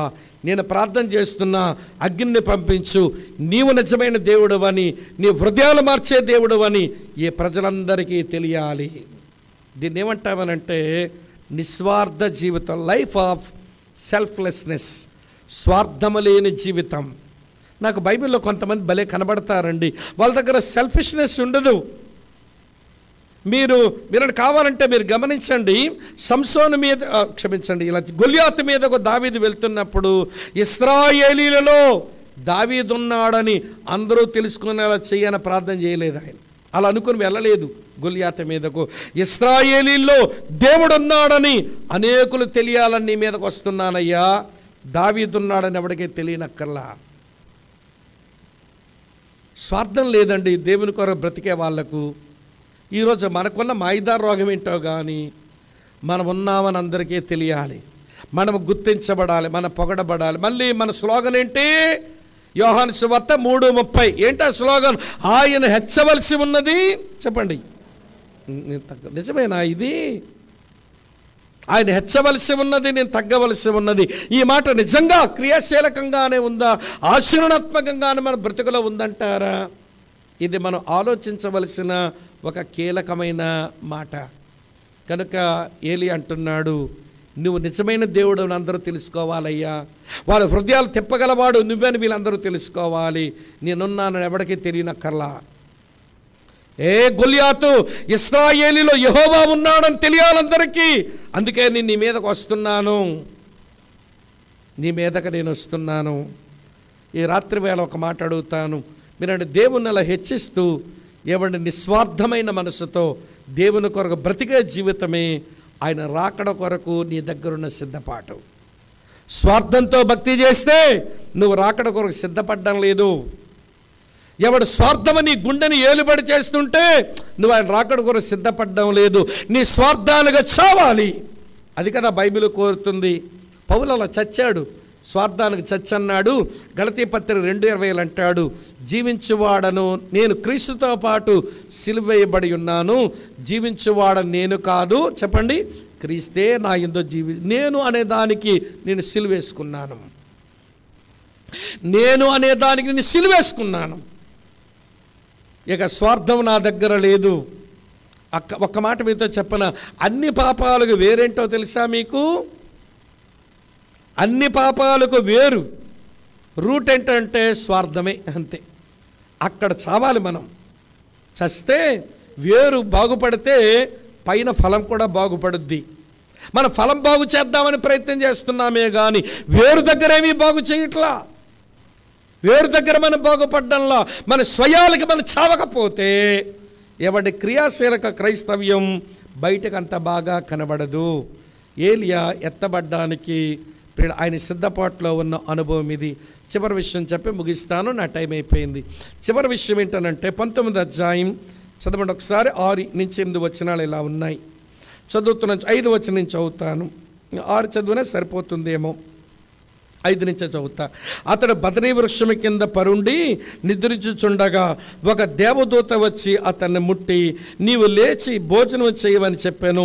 అతడు చూచినంతలో అతని తల దగ్గర నిప్పుల మీద కాల్చబడిన అప్పమును నీలబొడ్డియు కనబడెను. గనుక అతడు భోజనం చేసి తిరిగి పరుండెను. అయితే యెహోవా దూత 2వ మారు వచ్చి అతను ముట్టి, నీ శక్తికి మించిన ప్రయాణం నీకు సిద్ధమై ఉన్నది, నువ్వు లేచి భోజనం చేయమని చెప్పినప్పుడు అతడు లేచి భోజనం చేసి ఆ భోజన బలము 40 దివారాత్రాలు ప్రయాణం చేసి దేవుని పర్వతమని పేరు పెట్టబడిన హోరేబునకు చేరెను. విన్నారు ఇక్కడ మీరంతా? ఇదేమిటో అంటే వినండి, దేవుని చేత బలపరచబడిన జీవితం, life of strengthening by God. దేవుని చేత బలపరచబడిన జీవితం, అది సిద్ధపాటు. ఈ బైబిల్ దేవుడు మనల్ని బలపరిచేవాడు. అక్కా చెల్లి తమ్ముడన్న వినండి, దినవృత్తాంతాలు 2వ గ్రంథం 16:9 ఇలా రాసి ఉంటుంది, తన ఎడల ఎవడి భయభక్తులు కలిగిన వారిని బలపరచుటకై యెహోవా కను దృష్టి ఏం చేస్తున్నదంట? లోకమంతా సంచారం చేస్తుంది. ఆయన బలపరిచే దేవుడు, ఆయన బలపరిచే దేవుడు. వినండి, కొన్ని వాక్యాలు వింటున్నప్పుడు మనకేమనిపిస్తుంది అంటే, అసలు వాక్యం కోరుకునే స్థాయిలో నేను ఎప్పుడు బతకగలను? ఈ వాక్యంలో బోధకులు చెప్తున్నారు కానీ ఈ బ్రతుకు నాకు ఎప్పుడు వస్తుంది అనిపిస్తుంది. కానీ ఒక విషయం చెప్పనా, ఇన్ని మాటలు మాట్లాడి నీ మీద నేరారోపణ చేసి నీ మీద దోషారోపణ చేసి నిన్ను ఏడిపించేవాడు కాదు బైబిల్ దేవుడు. ఆయన ఎవరో తెలుసా? నలిగిన రెల్లును విరవని దేవుడు, మకమకలాడుతున్న అవిసనార బుత్తెను ఆర్పడు. ఇప్పటికే నీ జీవితం చాలా నలిగిపోయింది, చదువుతాను చూడండి. మత్తయి ఇది చివరి వచనం, ఇంకెక్కువ చెప్పను, అయిపోయింది. మత్తయి సువార్త 12:20 చూడండి. వీధులలో ఈయన శబ్దం ఎవనికి వినబడదు, విజయమందుటకును, చూసారా, న్యాయ విధిని ప్రబలము చేయ వరకు. చూడండి తర్వాత మాట, ఈయన నలిగిన రెల్లును విరువడు, మకమకలాడుచున్న అవిసనారను ఆర్పడు. నలిగిన రెల్లును విరవని దేవుడు. నీ జీవితం ఇప్పటికే ఒక రెల్లు నలిగిపోయినట్టుగా అయిపోయింది. ఈ రెల్లు నలిగిపోయింది కదా అని విరిపోయినట్టు ఆయన. ఈ నలిగిన రెల్లును దేవుడికి వచ్చి దగ్గరకు లాగి దానికి ఏదో కట్టి దాన్ని స్థిరపరిచి బలపరిచేవాడే కానీ విరిచేసేటువంటి వాడు కాదు. ఈ అవిసనార బొత్తే మకమకలాడుతుంది, గాలి వలన మకమకలాడుతుందేమో, చేయి అడ్డం పెడతాడు. ఒకవేళ ఒత్తి మీద ఏదైనా వచ్చిందా దాన్ని కొంచెం చమురుతాడు, లేక దీపం బుడ్డి లోపల చమురే లేదా చమురన్నా పోస్తాడు. ఎందుకో తెలుసా, ఈయన పేరు బలపరచు దేవుడు. అర్థమవుతుందండి? ఆయన బలపరచువాడు. నలిగిన రెల్లును విరవని దేవుడు, మకమకలాడుతున్న అవిసనార బొత్తె నార్పడు, మెట్టుకు నేను బలపరుస్తాడు. దేవుడు అలా బలపరుస్తాడని ఎరిగిన కోర కుమారులు అన్నారు. 43వ కీర్తన 5వ వచనం అంటాడు, నా ప్రాణమా నీవేళ నాలో తొందరపడుచున్నావు, యెహోవా యందు నమ్మిక ఉంచము, అమ్మ ఆయన నేను బలపరుస్తాడు. నేర్చుకుందాం ఈ అనుభవం. నా ప్రాణమా నీవేళ కృంగి ఉన్నావు, నాలో నీవేళ తొందరపడుతున్నావు, దేవుని యందు నిరీక్షణ ఉంచము, ఆయన నా రక్షణకర్త, నా దేవుడు, ఇంకను నేను ఆయన్ని స్తుతించెదను, ఆయనను బలపరుస్తాడు. నిజంగా ఏలియాకు భలే నిరుత్సాహం వచ్చింది.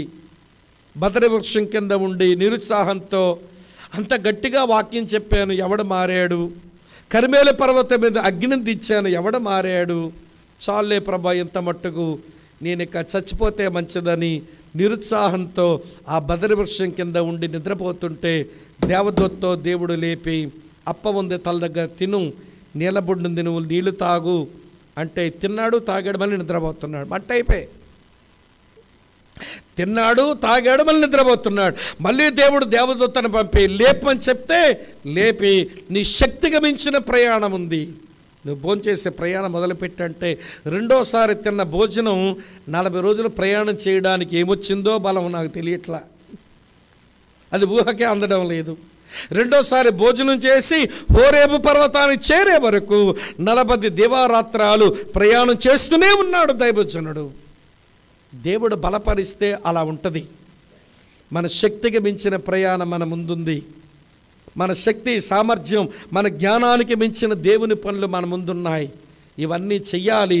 ఆయన రాకడలో మనం ఎత్తబడాలంటే దేవుని చేత బలపరచబడే జీవితాన్ని అలవర్చుకోవాలి. అయిపోయింది నా ప్రసంగం. ఒకసారి అన్ని లిస్టు చెప్తాను, ఎవరైనా రాసుకోకపోతే ఒకసారి చూసుకోండి. మొదటిది విశ్వాస జీవితం, రెండవది విధేయత జీవితం, మూడవది ప్రత్యేకించబడిన జీవితం, నాలుగవది ధైర్యం గల జీవితం, ఐదవది ప్రార్థనా జీవితం, ఆరవది నిస్వార్థ జీవితం, ఏడవది బలపరచబడిన జీవితం.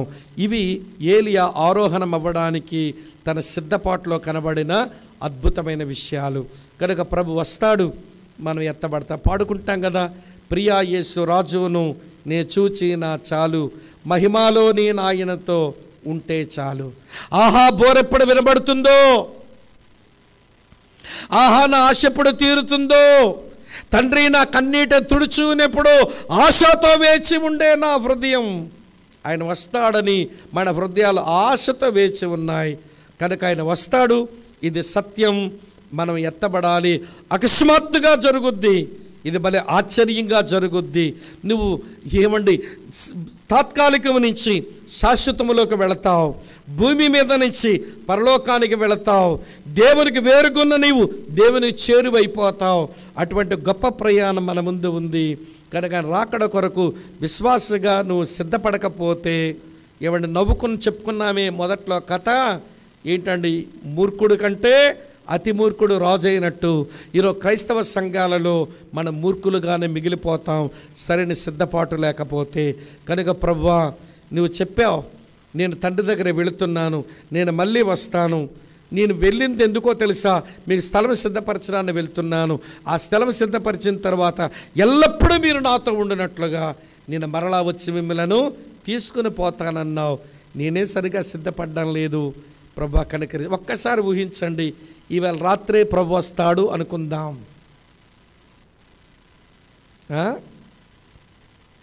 కాలాలు సమయాలు తెలుసుకునే పని మనకు లేదు, కానీ వస్తాడు అని అన్నట్టుగా బతికితే ఈ 7 విషయాల కొరకు ఎంత ఏడవాలి ఇక్కడ కూర్చొని మనం.